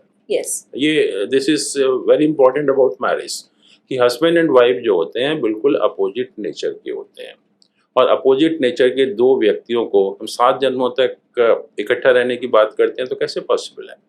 तो marriage is such a delicate relationship and it has to be dealt with the same delicacy. Sir आप 8th हाउस के बारे में बता रहे हाँ, थे तो unless we are affectionate to each other, unless we faith in each other, marriage can not be successful. और 8th हाउस मैंने कहा कि यही हाउस है, 2 चीजें इंपॉर्टेंट है इसके लिए। एक तो सेपरेशन डिवोर्स 8th हाउस से हम देखते हैं, और सेकंड जो प्रॉब्लम है कि people get involve in the extra marital relationship, वो भी हम इसी हाउस से देखते हैं। ओनली फीमेल्स का 8th हाउस है या दोनों का ना? दोनों का जो है। तो 8th हाउस को बहुत क्रिटिकली एग्जामिन करना है, क्योंकि जो सारी प्रॉब्लम होती है वो इन्हीं की वजह से होती है। सर का कहना ये है कि जो 8th हाउस है वो मैरिज कितनी सक्सेसफुल होगी, लॉन्गेविटी ऑफ मैरिज के बारे में बताता है। अगर लड़की के चार्ट में सपोज करिए 8th हाउस बैडली अफ्लिक्टेड है तो उसमें चांसेस ये होते हैं कि उनकी जो मैरिज है, फर्स्ट मैरिज जो है, उसमें मतलब ब्रेक के चांसेस होते हैं। करेक्ट, सेम लड़के के लिए गो करता है, तो 8th हाउस में लॉन्गेविटी का पता चलता है। तो 8th हाउस को क्रिटिकली एग्जामिन करना बहुत जरूरी है। एंड ऐसे सर अगर 7th एंड 8th का कुछ लिंक मिल जाए, जैसे कि मैंने बहुत से चार्ट में देखा कि 7th का जो लॉर्ड है 8th में तो बैठा है, that also indicated tendency of separation. तो ये सेपरेशन है। Correct. इसका मतलब ये नहीं है कि लॉन्गेविटी ज्यादा हो जाएगी, हाँ। मैरिज बड़ी सक्सेसफुल होगी। नहीं, that is an indication of separation. और उससे भी इम्पोर्टेंट 9th हाउस भाग्य का स्थान है। तो मान लीजिए 7th हाउस भी खराब है, 8th हाउस भी खराब है, लेकिन भाग्यस्थान बहुत अच्छा है, भाग्य तो सर्वोपरि है, तो अभी भी शादी चल सकती है। और एक हाउस और है 12th हाउस, 12वां भाव जिसको हम बोलते हैं, वो भी इम्पोर्टेंट है मैरिज के लिए, क्योंकि एक तो 7th हाउस से 6th हाउस होता है, losses in the marriage, loss due to the marriage, loss of spouse, और दूसरा एक्सपेंडिचर का हाउस है, फाइनेंशियल इम्बैलेंस का है। और 8th हाउस से हम देखते हैं एक्स्ट्रा मैरिटल रिलेशनशिप, और 12th हाउस से हम देखते हैं एक्स्ट्रा मैरिटल कैजुअल सेक्स, और 8th हाउस से हम स्लीपिंग कंफर्ट्स भी देखते हैं। कई बार आप हस्बैंड वाइफ को देखेंगे घर में ठीक है, लेकिन जब सोने जाते हैं जब झगड़ा करते हैं जो है, तो वो 12th हाउस का रोल आ जाता है। फिर इम्पोटेंसी है, वेनरल डिसीजेस हैं, वो सब हम लोग 12th हाउस से देखते हैं। अगर 12th हाउस और 4th हाउस से हमने कहा कि interference from the respective in loss, yes, but 12th house से हम देखते हैं interference from the respective families, family members. यानी कि किसी के चार्ट में अगर उनका 12th हाउस एफ्लिक्टेड है तो इसका मतलब उनकी शादी के बाद जो उनकी खुद की फैमिली है ना, उनकी मैरिटल लाइफ में इंटरफेयर करेगी। Correct. साथ में 12th हाउस हम देखते हैं कि कपल्स के बेडरूम लाइफ के बारे में देखते हैं। अगर 12th हाउस एफ्लिक्टेड है तो जब भी आप बेडरूम में जाएंगे किसी ना किसी रीजन की वजह से लड़ाई हो सकती है, जो फिजिकल रिलेशनशिप है उसमें इश्यूज हो सकते हैं। तो ये सारी चीजें हम 12th हाउस से देख रहे हैं। और सर ने अभी एक बड़ी इंपॉर्टेंट बात करी 9th हाउस के बारे में। अगर सर किसी का सपोज करिए 7th हाउस एफ्लिक्टेड है, 8th हाउस एफ्लिक्टेड है, लेकिन 9th हाउस बहुत ही अच्छा है, हाँ, फिर हो सकता है कि वो लड़ते मरते रहें, कुछ भी प्रॉब्लम चलती रहे, लेकिन डाइवोर्स नहीं हुआ, कम से कम डाइवोर्स सेपरेशन डिवोर्स नहीं होगा। यानी कि तो किसी का यही इम्पोर्टेंट है आज के टाइम में। जो प्रॉब्लम है, 2 प्रॉब्लम है, एक तो एक्स्ट्रा मैरिटल रिलेशनशिप की है और दूसरा है डिवोर्स की। तो वो दोनों चीजें हम 8th हाउस ही देखते हैं। ये 7th हाउस, 8th हाउस और 9th हाउस, इनको बहुत ही क्रिटिकली हमें एग्जामिन करना पड़ेगा। इसके अलावा कुछ प्लैनेट की पोजीशन है, क्योंकि कारक कौन सा प्लैनेट है? यस, जुपिटर जो है या गुरु कारक होता है फीमेल के लिए मैरिज का, और मेल के लिए कारक होता है वीनस, शुक्र। और सेक्स का कारक मेल में तो वीनस ही है, शुक्र, फीमेल में मार्स है, मंगल है। तो इनकी पोजीशन भी बहुत इंपॉर्टेंट है। और ज्योतिष में एक प्रिंसिपल है कि कारक नश्यंती भावा, कारक भाव का नाश करता है। वो आपको हर किताब में लिखा हुआ मिलेगा, बट वो कितना सही है वो तो अलग से हम एग्जामिन करेंगे। बट मैरिज के लिए पूरा सही है कि अगर जुपिटर किसी फीमेल के हॉरोस्कोप में 7th हाउस में प्लेस्ड है, या वीनस किसी मेल के केस में 7th हाउस में प्लेस्ड है, that may be disasters for the marriage actually.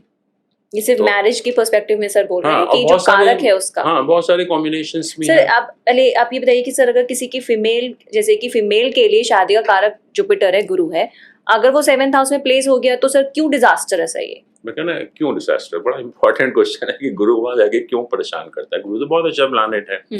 7th house हमारा भोग का स्थान है, भोग का स्थान है, अपोजिट सेक्स का स्थान है। और गुरु को आप अगर भोग स्थान में बैठा दें तो क्या हालत होगी गुरु की? बिल्कुल, गुरु विल फील मोस्ट अनकंफर्टेबल। तो that is the most uncomfortable position for a planet like गुरु। वो भोग स्थान में बैठने के लिए नहीं है, गुरु को तो माथे पर बैठाते हैं। बिल्कुल। तो फर्स्ट हाउस है उसके लिए, ना कि 7th हाउस है जो है। तो गुरु फील्स मोस्ट अनकंफर्टेबल कि मुझे कहाँ ले आए तुम, जो है मुझे निकालो यहाँ से जल्दी से। अंडरस्टैंडिंग ही नहीं बैठेगी कपल्स के बीच में, फ्रिक्शंस ही इट विल रहेंगे। Completely destroy the marriage, completely destroy the marriage actually. And sir males के चार्ट में मेल्स के लिए उनकी शादी का कारक शुक्र होता है, विनस है, एंड वो अगर 7th हाउस में प्लेस हो जाए देन बिल्कुल विनस भोग का ही प्लैनेट है, भोग का प्लैनेट, और 7th भी भोग का ही घर है। स्थान में बैठ गया तो क्या होगा, मतलब इंटेंसिटी, डिजायर्स बहुत बढ़ जाती है, एक्सेस ऑफ सेंसुअल प्लेजर। भोगों में व्यक्ति और ज्यादा लिप्त हो जाएगा। अगर किसी शराबी को शराब वाली जगह बैठा दो तो उससे तो अच्छी पोजीशन नहीं है, और ज्यादा शराब पिएगा। तो ऐसे यहाँ पर वीनस भोग का प्लैनेट है, भोग के स्थान में बैठ के उससे अच्छी कोई पोजीशन नहीं है उसकी, तो व्यक्ति जो है पूरी तरह से भोगों में लिप्त हो जाएगा। भोगों में लिप्त हो जाएगा तो naturally he will not be satisfied with one person, तो it will lead to excess of या एक्स्ट्रा मैरिटल रिलेशनशिप आल्सो। तो शादी को बर्बाद करेगा, वो कारण है उसका, लॉजिकल है। तो यहाँ पे हम सिर्फ कंपेटिबिलिटी के पॉइंट ऑफ व्यू से कर रहे हैं कि कैसे हमें दो चार्ट्स, कितना इंपॉर्टेंट है इस तरीके से एनालाइज करना कि हम एक एक एरियाज में एनालाइज कर रहे हैं कि दोनों की कंपेटिबिलिटी बैठेगी या नहीं। और अगर कोई इंसान ढंग से दोनों चार्ट्स को इस तरीके से एनालाइज कर ले तो वो एग्जैक्ट पूरा 100% बता सकते हैं कि मैरिज सक्सेसफुल होगी या नहीं। बट मैंने कहा ना कि 95% शादियां तो गुण मिलान के बेसिस पे, बस इतनी दुर्भाग्य हमारा, दुर्भाग्य लोग नहीं समझ रहे अभी भी जो है। और मैं तो बहुत सारे कॉन्फ्रेंसेस में ये बात उठाता भी हूँ, लोग नाराज हो जाते हैं कि भाई रोजी रोटी का क्या होगा। तो ये एक दुर्भाग्य मैं कहूँगा, क्योंकि ये सरकार का भी दोष है कि उन्होंने नहीं पढ़ाया ज्योतिष को। तो अगर अब ज्योतिष को पढ़ाते तो आज ये पोजीशन नहीं होती ज्योतिष की जो है। सर मुझे अब एक बार ये भी बताइए सर, मेरे साथ ये बहुत हुआ है कि कई बार क्या होता है, लोग जो आजकल कुछ एप्स वगैरह आ गई हैं वहाँ पे लेके कंसल्टेशन आ जाते हैं एंड बोलते हैं, जैसे सर सबसे कॉमन चीज़ है कि आके बोलते हैं मेरा ना राहु 7th हाउस में बैठा हुआ है, पंडित जी ने जहाँ जिससे भी उन्होंने कंसल्टेशन ली उन्होंने बोला है तुम तो शादी मत करना, तुम्हें तो शादी का सुख ही नहीं मिलेगा, तुम्हारी तो शादी चलेगी नहीं, करो ही मत। तो सर ऐसा भी कुछ है क्या, is it true? It's all wrong actually, क्योंकि Rahu is a planet which gives, it's a giver actually. अगर थोड़ा सा माइथोलॉजी को देखें तो जब ये समुद्र मंथन हो रहा था तो अमृत का पात्र जब निकला तो एक राक्षस ने धोखे से अमृत पी लिया जब देवताओं में बांटा जा रहा था। तो जब भगवान विष्णु को पता लगा तो उसके 2 टुकड़े कर दिए, तो अपर पोर्शन इज राहु, गर्दन से काट दिया, तो उसने अमृत पी लिया था। तो अमृत पी लिया, that person gets all the divine powers. तो जो पावर जुपिटर में है वही राहु में भी है। तो राहु अगर वेल प्लेस्ड है तो it can give you everything. Marriage क्या है, it gives everything in the life. तो ऐसा बिल्कुल ये मिथ है। एंड कोई भी हाउस आपका सिर्फ तभी खराब होता है जब सारे मेलेफिक प्लैनेट्स मिलके उसके पीछे पड़ जाएं, जैसे कि मंगल, शनि, राहु तीनों मिलकर। एक प्लैनेट से कोई खराब नहीं होता, एक प्लैनेट कम से कम 2 प्लैनेट हो। और मैंने कहा ना कि सिर्फ हाउस को देखने से कुछ नहीं चलेगा, बहुत सारी चीजें हैं, हमें इन टोटलिटी हॉरोस्कोप को देखना है। then only we can make prediction। एक हाउस को देखकर, एक प्लैनेट को देखकर, जैसे आप टीवी में देखते हैं कि मंगल 4थे घर में तो ये होगा, 5वें घर में, दैट इज नॉट बकवास, वो उससे कोई फायदा नहीं होने वाला है।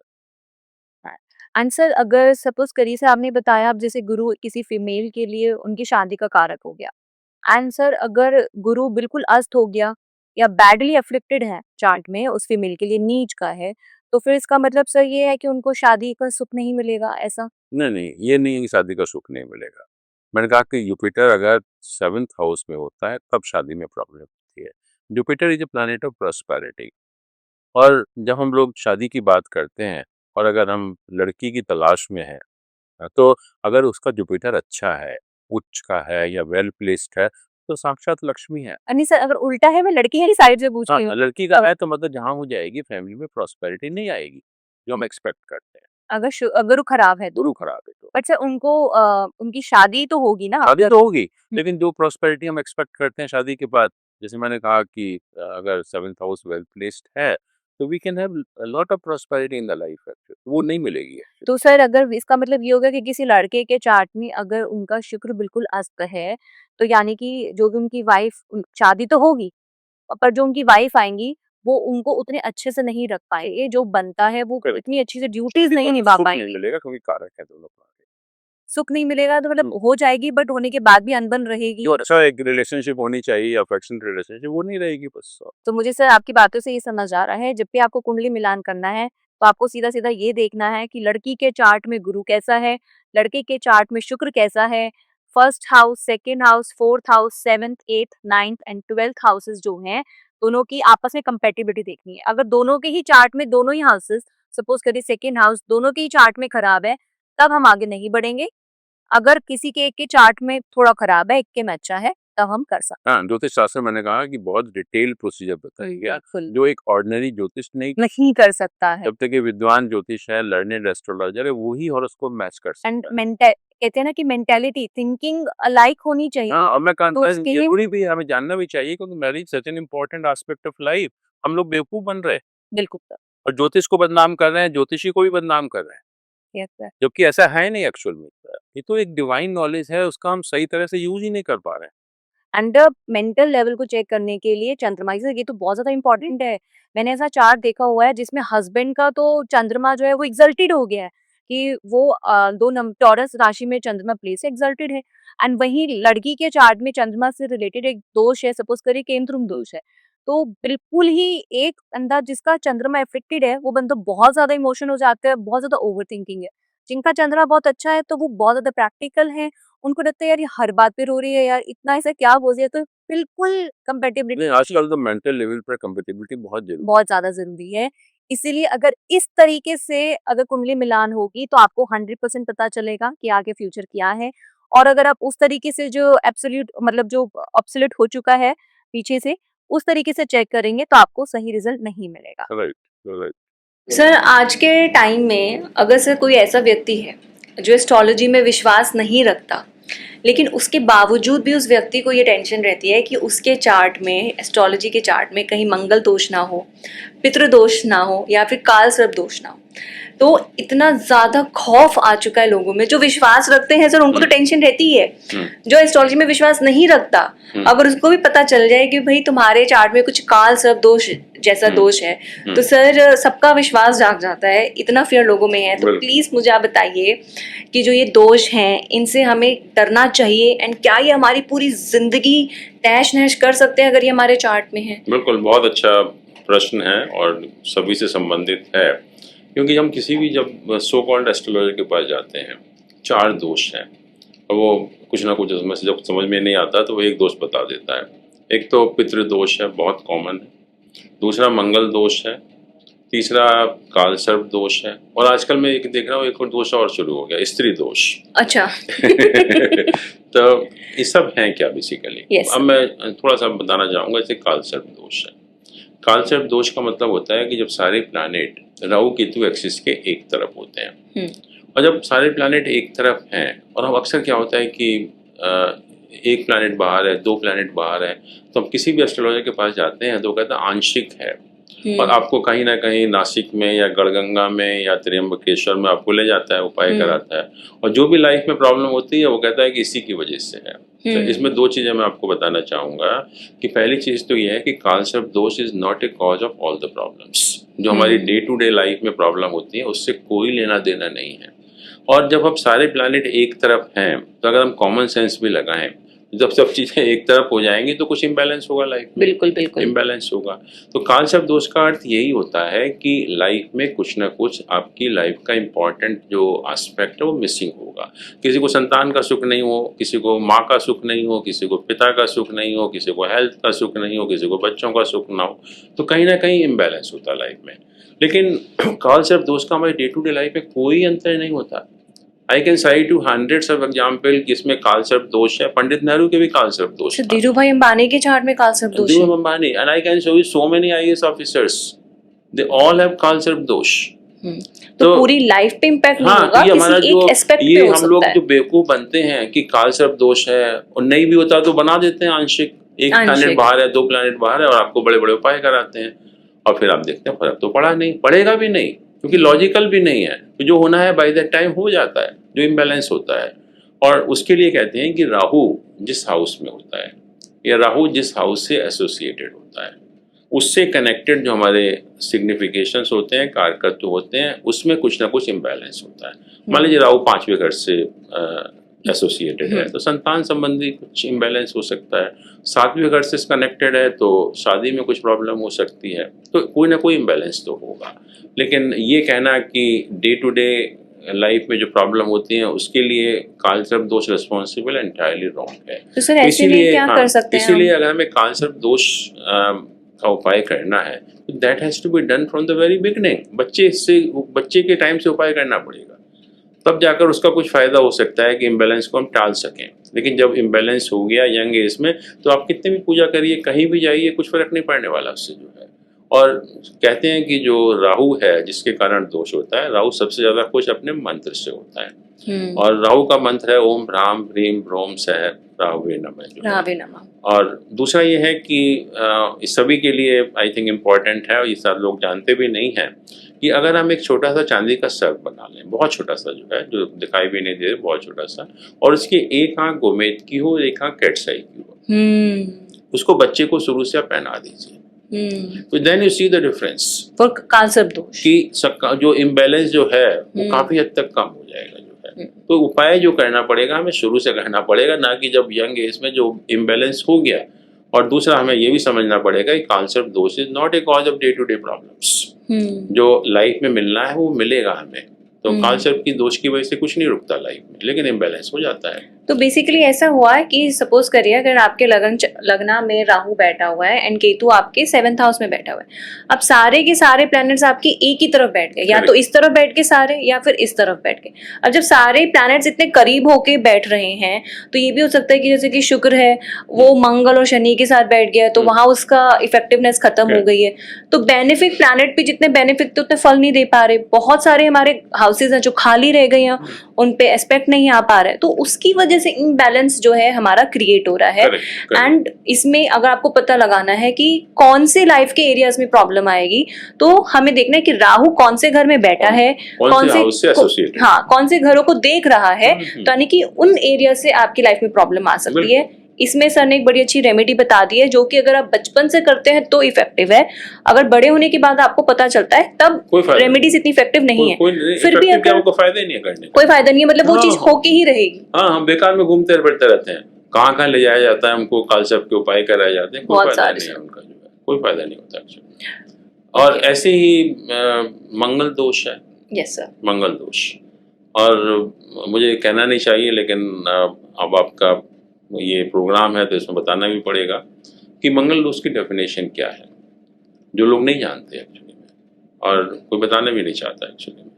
अभी मैंने कहा कि जो शादी से संबंधित भाव हैं हमारे, 1st हाउस है, 2nd हाउस है, 4th हाउस है, 7th हाउस है, 8th हाउस है, 12th हाउस है, 6 भाव हैं जो हमारे शादी से संबंध है, जो उनका या डायरेक्ट हमारा इम्पैक्ट मैरिज लाइफ पर होता है। तो कहते हैं कि मंगल अगर इन हाउसेस में प्लेस्ड होता है, मंगल अगर, तब हम कहते हैं कि पर्सन सफर्स फ्रॉम मांगलिक दोष। और आपको ताज्जुब होगा कि हमारा लग्न तो बॉडी है, मून हमारा माइंड है, और वीनस हमारे सेक्सुअल ऑर्गन्स हैं। तो जो ज्योतिष में परिभाषा दी गई इसकी परिभाषा ये है कि हमें 6 घर, पहला, दूसरा, चौथा, 7वां, 8वां, 12वां, लग्न से भी काउंट करना है, मून से भी काउंट करना है, और वीनस से भी काउंट करना है। और अगर तीनों से मंगल अगर इन पोजीशन में है तो ये डेफिनेशन में, मतलब you come under the definition of मांगलिक दोष। सर ऐसे तो सभी हो जाएंगे मांगलिक। आप मुझे बताइए, आई कैन टेल यू, आप yet to see a person who is not covered by this definition, who is not covered by this definition। तो हर व्यक्ति मांगलिक दोष से पीड़ित है, हर व्यक्ति, कोई ऐसा व्यक्ति नहीं है जो मांगलिक दोष से पीड़ित ना हो। तो मैं बस समझा देती हूँ कि सर का कहना ये है कि मंगल जैसे कि चंद्रमा है, चंद्रमा आप सपोज करिए आपकी 4 नंबर की राशि में बैठा हुआ है, तो जिस राशि में बैठा हुआ है आप उसको 1st हाउस मानोगे, एंड फिर वहां से आप काउंटिंग शुरू करोगे कि वहां से दूसरा, वहां से चौथा, वहां से 7वां, 8वां और 12वां, अगर उन घर में अगर मंगल प्लेस्ड है तो आप मांगलिक हैं। लगन से तो आपको पता ही चल जाएगा कि लगन से की फर्स्ट हाउस ही है, सेकंड हाउस ही है, उसमें मंगल प्लेस्ड है तो आप मांगलिक है। सपोज करिए शुक्र है आपकी 5 नंबर की राशि में बैठा हुआ है, जिस घर में बैठा हुआ है शुक्र उसको आप फर्स्ट मानोगे। वहां से जब आप काउंटिंग करोगे ना, first house, second house, fourth house, seventh house, 8th and 12th, उनमें अगर मंगल प्लेस्ड हो गया तब आप मांगलिक हैं। तो इसका मतलब हम सब मांगलिक और हैं। उससे भी इम्पोर्टेंट चीज क्या है कि ये जो मांगलिक दोष है, it is suppose to be most serious from Venus, lesser serious from moon and least serious from लग्न। लगन। जितने भी सॉफ्टवेयर हैं या जितने भी लोग जानते हैं वो सिर्फ लग्न से देखते हैं, मून और वीनस से देखते भी नहीं है। तो उसका क्या फायदा है? और दूसरी चीज ये है कि मंगल का रोल है हमारी, क्योंकि मैरिज का पर्पस क्या है वो हमें समझना पड़ेगा कि मैरिज का पर्पस है रिप्रोडक्शन, संतान पैदा करना जो है। और मंगल ही एक ऐसा प्लैनेट है जो संतान करने में बहुत हेल्पफुल होता है। बिना मंगल की ब्लेसिंग के संतान पैदा नहीं हो सकती। फीमेल्स के लिए तो कारक है उनकी हाँ, दोनों के लिए, पर्सनल लाइफ के लिए। तो फीमेल के लिए तो मैंने कहा कि मेंस्ट्रुएशन साइकिल का कारक है। बिल्कुल। और इवन मेल में जो सीमेन बनता है that is out of blood only, या जो भी हमारी आउटर बॉडी है उसका कारक भी मंगल है। बिल्कुल। कि मतलब another body is not possible without the blessing of Mars. तो इसीलिए इसको इम्पोर्टेंस दी गई शादी के लिए जो है। बट मंगल अगर वेल प्लेस्ड है किसी भी हॉरोस्कोप में, उच्च का है, अपनी राशि में है, शुभ ग्रहों के साथ है, वर्गोत्तम है, तो नुकसान क्यों करेगा वो? बिल्कुल। वो तो और अच्छा होगा उस चीज के लिए जो है। और दूसरी जो इम्पोर्टेंट चीज है, हम कहते हैं कि दोनों का अगर मांगलिक दोष है तो आप शादी कर लीजिए। अब मुझे बताइए तो सही, कोई व्यक्ति जो कहे कि दोनों का मांगलिक दोष नहीं है, इस डेफिनेशन में नहीं आता जो है, तो हम क्यों देखें उसको? और उससे भी बड़ी बात कहा कि, तो मैं बहुत छोटी चीजें बता रहा हूँ कि अगर लड़की 21 ईयर्स की है और लड़का 27 ईयर्स का है तो कहते हैं मांगलिक दोष ऑटोमेटिकली नलिफाई हो जाता है। अब मंगल को क्या पता कि आप 27 के हो गए या 21 के हो गए, मैं काम करना बंद कर दूं अपना जो है। वो इसलिए कहते थे कि पहले जो लड़की थोड़ा जल्दी मैच्योर होती थी, लड़का बाद में मैच्योर होता था, कि मैच्योर लेवल पर आ गए हैं तो they can adjust themself. So basically ये हुआ कि सपोज करिए कि मंगल है किसी के 4th हाउस में प्लेस है। मंगल क्या होता है? एनर्जी लाता है, फोर्स लाता है। एंड अगर वहां पे 4th हाउस में प्लेस्ड है, अब एक मेलिफिक प्लैनेट है, तो ऐसे अगर आपको मंगल खराब नहीं करेगा। बट जो उन्होंने लॉजिक बनाया है, जो पूर्वजों ने, अब 27 साल की उम्र के बाद लड़का है, मैच्योर हो गया, उसे समझ आ गया है कि आपको इस तरीके से बिहेव करना है, घर में ऐसे नहीं करना है, तो उस तरीके से बिहेव करेगा तो ऑटोमेटिकल इम्पैक्ट नहीं आएगा। कारण भी है कि astrology was a profession and astrology was in the hands of Brahmins. Brahmins not with the caste, but those were the most intelligent people actually. Yes. तो उन्होंने हर प्रोफेशन वाले चाहते हैं कि उनके चंगुल में ज़्यादा से ज़्यादा लोग आएं, तो इन्होंने भी, they were the most intelligent people, तो ऐसा कुछ बनाया जिससे कि everyone has to come to them, and not only at every part of the life from birth to death. जो भी हमारी शादी में प्रॉब्लम होती है, क्या कहते हैं? मांगलिक दोष है। हमने तो बता दिया था कि मांगलिक दोष की वजह से हो रहा है, तो हम उनके चक्करों में लग जाते हैं। बट मांगलिक दोष का रेलेवेंस नहीं है, क्योंकि ऐसा कोई व्यक्ति नहीं है जो इस डेफिनेशन में नहीं आता, या जिनके मांगलिक दोष ना हो। एक्चुअली कोई आपको नहीं मिलेगा, कोई व्यक्ति जो इस डेफिनेशन में नहीं आएगा। तो जब भी कोई बोले आपको कि आपके चार्ट में मंगल दोष है, तो प्लीज उदास मत होइए, आपकी मैरिज पे कोई इम्पैक्ट नहीं आने वाला। आपकी मैरिज पे इम्पैक्ट सिर्फ तभी आएगा अगर मंगल इन घरों में बैठ के खराब है, नीच का है, एफ्लिक्टेड है। यानी कि मंगल अगर 4 नंबर की राशि में बैठ गया, या मंगल के साथ में केतु भी बैठ गया, शनि भी बैठ गया, या इनकी दृष्टि पड़ रही है, it has to be considered as a normal malefic planet. But another aspect is important कि it is very important planet for the purpose of marriage, क्योंकि अगर मंगल की ब्लेसिंग नहीं मिलेंगे तो बेसिक पर्पस ऑफ मैरिज जो रिप्रोडक्शन है वो डिफीट हो जाएगा। तो मतलब 11th हाउस में बैठा हुआ है, सपोज करिए आपके चार्ट में, अगर आप लगन से ही देख रहे हैं, जो बेसिक नॉलेज है लोगों को, तो वहां पे भी अगर मंगल नीच का होके बैठ गया, बैडली एफ्लिक्टेड है, तो तब भी प्रॉब्लम आएगी। तो ये नहीं है कि आप कंसिडर कर रहे हैं मैं तो मांगलिक नहीं हूँ, लेकिन हाँ मंगल खराब है तो यानी कि आपको मंगल का सुख नहीं मिलेगा जो आपको चाहिए, तो वहां पे भी प्रॉब्लम आएगी। तो ये ऐसा नहीं है कि जो अपने आप को मांगलिक समझ रहे हैं कि सिर्फ उन्हीं के में प्रॉब्लम आएगी, हम सब मांगलिक हैं। एंड प्रॉब्लम का सिर्फ ये है कि अगर मंगल खराब है तो उसका सुख नहीं मिलेगा, मंगल अच्छा है चाहे वो कहीं पे भी बैठा हो उसका सुख मिलेगा। Very correct sir. हमारा पितृदोष, पितृदोष का मतलब क्या हुआ कि सन अगर एफ्लिक्टेड है, मतलब फादर का कुछ, हमारे पितरों का जो है हमारे ऊपर कर्ज है कुछ भी जो है, तो फादर हम लोग बेसिकली एक तो 9th हाउस से देखते हैं, और जो कारक है उसका सन है। तो अगर सन या 9th हाउस एफ्लिक्टेड है किसी भी हॉरोस्कोप में, तो नेचुरली पितृदोष है, हमें जो सन के रिजल्ट हैं वो नहीं मिल पा रहे हैं हमें। And sun is a very important planet for us. शनि जो है वो हमें लाइफ गिविंग प्लानट है, स्टेटस अथॉरिटी देता है, पैसे देता है, और बहुत सारी चीज़ों में हमारी हेल्थ को ठीक रखता है जो है। तो कोई जो प्रॉब्लम होती है किसी की समझ में नहीं आता तो वो सीधा कहते हैं पितृदोष है। उनको आप पूछिए कि पितृदोष होता क्या है, they will not be able to tell you, but क्यों ना कोई दोष तो बताना ही है उन्हें। तो कैसे बनता है सर चार्ट में मैंने पितृदोष? बताया ना कि अगर 9th हाउस एफ्लिक्टेड है या सन एफ्लिक्टेड है तब हम उसको पितृदोष कहते हैं।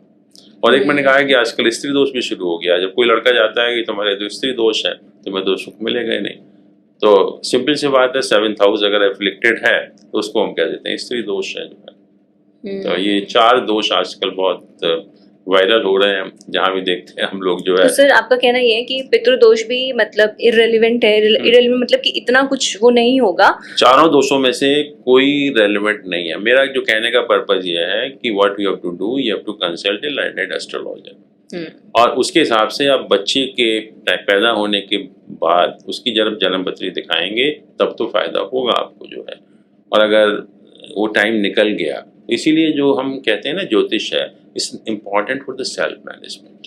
तो self management you have to do from the very beginning. Actually हम कोई बीमारी हमें हो जाए, कैंसर हो जाए, हार्ट अटैक हो जाए, तो उसके बाद क्या होगा? कुछ नहीं, कोई इलाज नहीं है कहीं भी जो है। तो वही चीज़ यहाँ पर है कि हमें शुरू से ही हमें एक अवेयर करता है, आगाह करता है कि आपके साथ लाइफ में क्या होने वाला है। और ये डिवाइन नॉलेज है। इतना ज्ञान आपको कोई दुनिया में कोई मेडिकल साइंस या कोई साइंस नहीं देगी। उसका फ़ायदा उठाइए, उसको आप यूज़ करिए। जैसे पूरी दुनिया इसका इस्तेमाल कर रही है और लेकिन बताते नहीं हमें। बताने में पता नहीं क्या शर्म आती है जो है। मेरा अभी मैं उसी सवाल पे अटकी हुई हूँ कि सर किसी के चार्ट में पितृदोष है, सपोज करिए कि उनका सन या फिर जो 9th हाउस एफ्लिक्टेड है, तो ऐसे में सर अगर वो सन से रिलेटेड जो आपने रेमेडीज बताई हैं वो करेंगे तो फर्क आ जाएगा। बिल्कुल, अपने 9th हाउस का जो लॉर्ड है, प्लैनेट प्लेस्ड है, एस्पेक्ट कर रहे हैं, उनकी रेमेडीज अगर वो करेंगे तो वहां पे फर्क आ जाएगा। Definitely. बहुत ज्यादा घबराने वाली बात नहीं है। बिल्कुल। एंड सर जैसे कि आपने बताया कि 9th हाउस तो हमारा भाग्य ही है। अगर भाग्य का घर खराब है तो नेचुरली लाइफ में प्रॉब्लम्स तो आएंगी ही। एंड सन तो किंग होता है। जैसे कि अगर सन अगर आपका बहुत अच्छा है, किसी के चार्ट में एग्जल्टेड है, यानी कि वो बंदा बड़ा भाग्यवान है पिछले जन्मों से, इसलिए उसका सन एग्जल्टेड है, तो ऐसे टाइम पे तो सर बाकी कोई प्लैनेट अगर अच्छा भी नहीं होता तो तब भी सन जो है संभाल लेता है। सन इज योर फादर, और फादर तो आपका सबसे बड़ा भाग्य है कि आप कहाँ पैदा हुए हैं। सर आप मुझे प्लीज एक बार ना सारे जो प्लैनेट्स हैं ना उनका मंत्र बता दीजिए, कितनी बार उनका जाप होना चाहिए, कैसे करना है, खुद करना है या किसी से कराना है, किस वक्त शुरू करें, एक बार प्लीज सर ये इसके बारे में और बता दीजिए। पहले तो मैं आपको सभी मंत्रों का बीज मंत्र बता देता हूँ और उसकी संख्या कितनी है। हाँ जी। जैसे सूर्य है, सन है, उसका जो बीज मंत्र है ओम राम रीम रोम सह सूर्याय नमः, और इसको हम 7,000 टाइम्स हमें करना होता है इसको। सर पर जैसे कि अभी इस समय कलयुग चल रहा है तो। और दूसरा फिर चंद्रमा है। चंद्रमा का जो बीज मंत्र है ओम श्राम श्रीम श्रोम सह चंद्रमासे नमः, और इसको हम 11,000 टाइम्स करते हैं। मंगल है, मंगल का जो बीज मंत्र है ओम क्राम क्रीम क्रोम सह ओमाय नमः, और इसकी जो संख्या है 10,000 है। फिर मरकरी है, बुध है, ओम ब्राम ब्रीम ब्रोम सह बुद्धाय नमः, और इसकी जो संख्या है वो 9,000 है। 9,000 टाइम्स हमें करना पड़ता है। जुपिटर है ओम ग्राम ग्रीम ग्रोम सह बृहस्पताय नमः, और इसकी संख्या 19,000 है एक्चुअली। और शुक्र है ओम द्राम द्रीम द्रोम सह शुक्राय नमः, और इसकी संख्या है 16,000। शनि है ओम प्राम प्रीम प्रोम सह शनिश्चराय नमः, इसकी संख्या है 23,000 नंबर है। और राहु का है ओम भ्राम भ्रीम भ्रोम सह राहवे नमः, तो उसकी जो संख्या है 18,000 है। और केतु का है ओम श्राम श्रीम श्रोम सह केतुवे नमः, और उसकी संख्या है 17,000। अब क्वेश्चन ये होता है कि मंत्रों का हम 2 तरह से इस्तेमाल करते हैं। एक बहुत जब इंटेंस रेमेडी हमें करनी पड़ती है, जैसे मान लीजिए कोई किसी की तबीयत खराब है बहुत ज़्यादा या कोई इमरजेंसी है, तो हमें इंटेंस रेमेडी करनी पड़ती है। और इंटेंस रेमेडी हम क्या करते हैं कि मंत्रों का जाप करते हैं और साथ में हवन भी करते हैं। तो इकट्ठा हमें करना है तो उसके 2 ही तरीके हैं कि फैमिली के लोग बैठ जाएं, पंडित लोग बैठ जाएं, तो इकट्ठा हम करते हैं। बट नॉर्मल केस में मंत्र का जाप करने का फ़ायदा जो है वो जब तक आप खुद नहीं करेंगे तब तक कोई फ़ायदा नहीं। अक्सर लोग कहते हैं कि हम पंडितों को बैठा देते हैं नॉर्मल केस में और वो कर लेंगे, हमें नहीं, कोई फ़ायदा नहीं होने वाला जो है। तो मंत्रों का जाप आप अपने आप करिए, लेकिन इकट्ठे हम इतना नहीं कर सकते। तो this can be done in the multiple of 10, 27 और 108। उसके मल्टीपल में आप करते रहिए जब तक ख़त्म ना हो जाए जो है। तो ज़रूरी नहीं है कि हम इकट्ठा करें, ये इकट्ठा हम जब भी करेंगे जब कोई इमरजेंसी है या कोई बहुत ज़रूरत है उस टाइम जो है, या हम कोई इंटेंस रेमेडी हम करने जा रहे हैं। अदरवाइज नॉर्मल केस में हम लोग 10, 27 या 108 के मल्टीपल में हम लोग कर सकते हैं। एंड सर कब कौन सा सब बेस्ट पीरियड रहता है जाप शुरू करने के लिए? जाप शुरू करने के लिए जैसे मान लीजिए हमें सन का जाप करना है और सन का जो वीकडे है वो संडे होता है, तो संडे का लॉर्ड सन होता है और हम दिन को 24 होरा में डिवाइड करते हैं, आवर्स में डिवाइड करते हैं। And each hora is ruled by a planet, each hora is ruled by a planet. तो सनराइज के बाद जो पहला घंटा होता है तो that is ruled by the lord of the weekday. जैसे मान लीजिए आज थर्सडे है मान लीजिए, तो सनराइज 6 बजे होगा मान लीजिए, तो 6 से 7 बजे का जो आवर है that will be ruled by the planet Jupiter. वैसे हम कृष्ण पक्ष एंड शुक्ल पक्ष है ना, तो हमें जब ये शुरू करना है तो हमें कृष्ण पक्ष के वक्त करेक्ट, शुरू तो करना उसमें चाहिए। भी हम ऐसे किस टाइम करें जब हमें उसका मैक्सिमम बेनिफिट हो, क्योंकि हमारे पास रिसोर्सेज लिमिटेड है, टाइम कम है, तो कृष्ण पक्ष में करने से ज़्यादा फायदा होता है। दूसरा, जब कृष्ण पक्ष की अष्टमी या चतुर्दशी हो, अष्टमी और चतुर्दशी के दिन, अष्टमी के दिन तो हमारा मन सबसे ज़्यादा शांत होता है और चतुर्दशी के दिन सबसे ज़्यादा डिस्टर्ब होता है हमारा मन जो है, तो उस टाइम हम करेंगे तो हमें सबसे ज़्यादा फायदा होगा।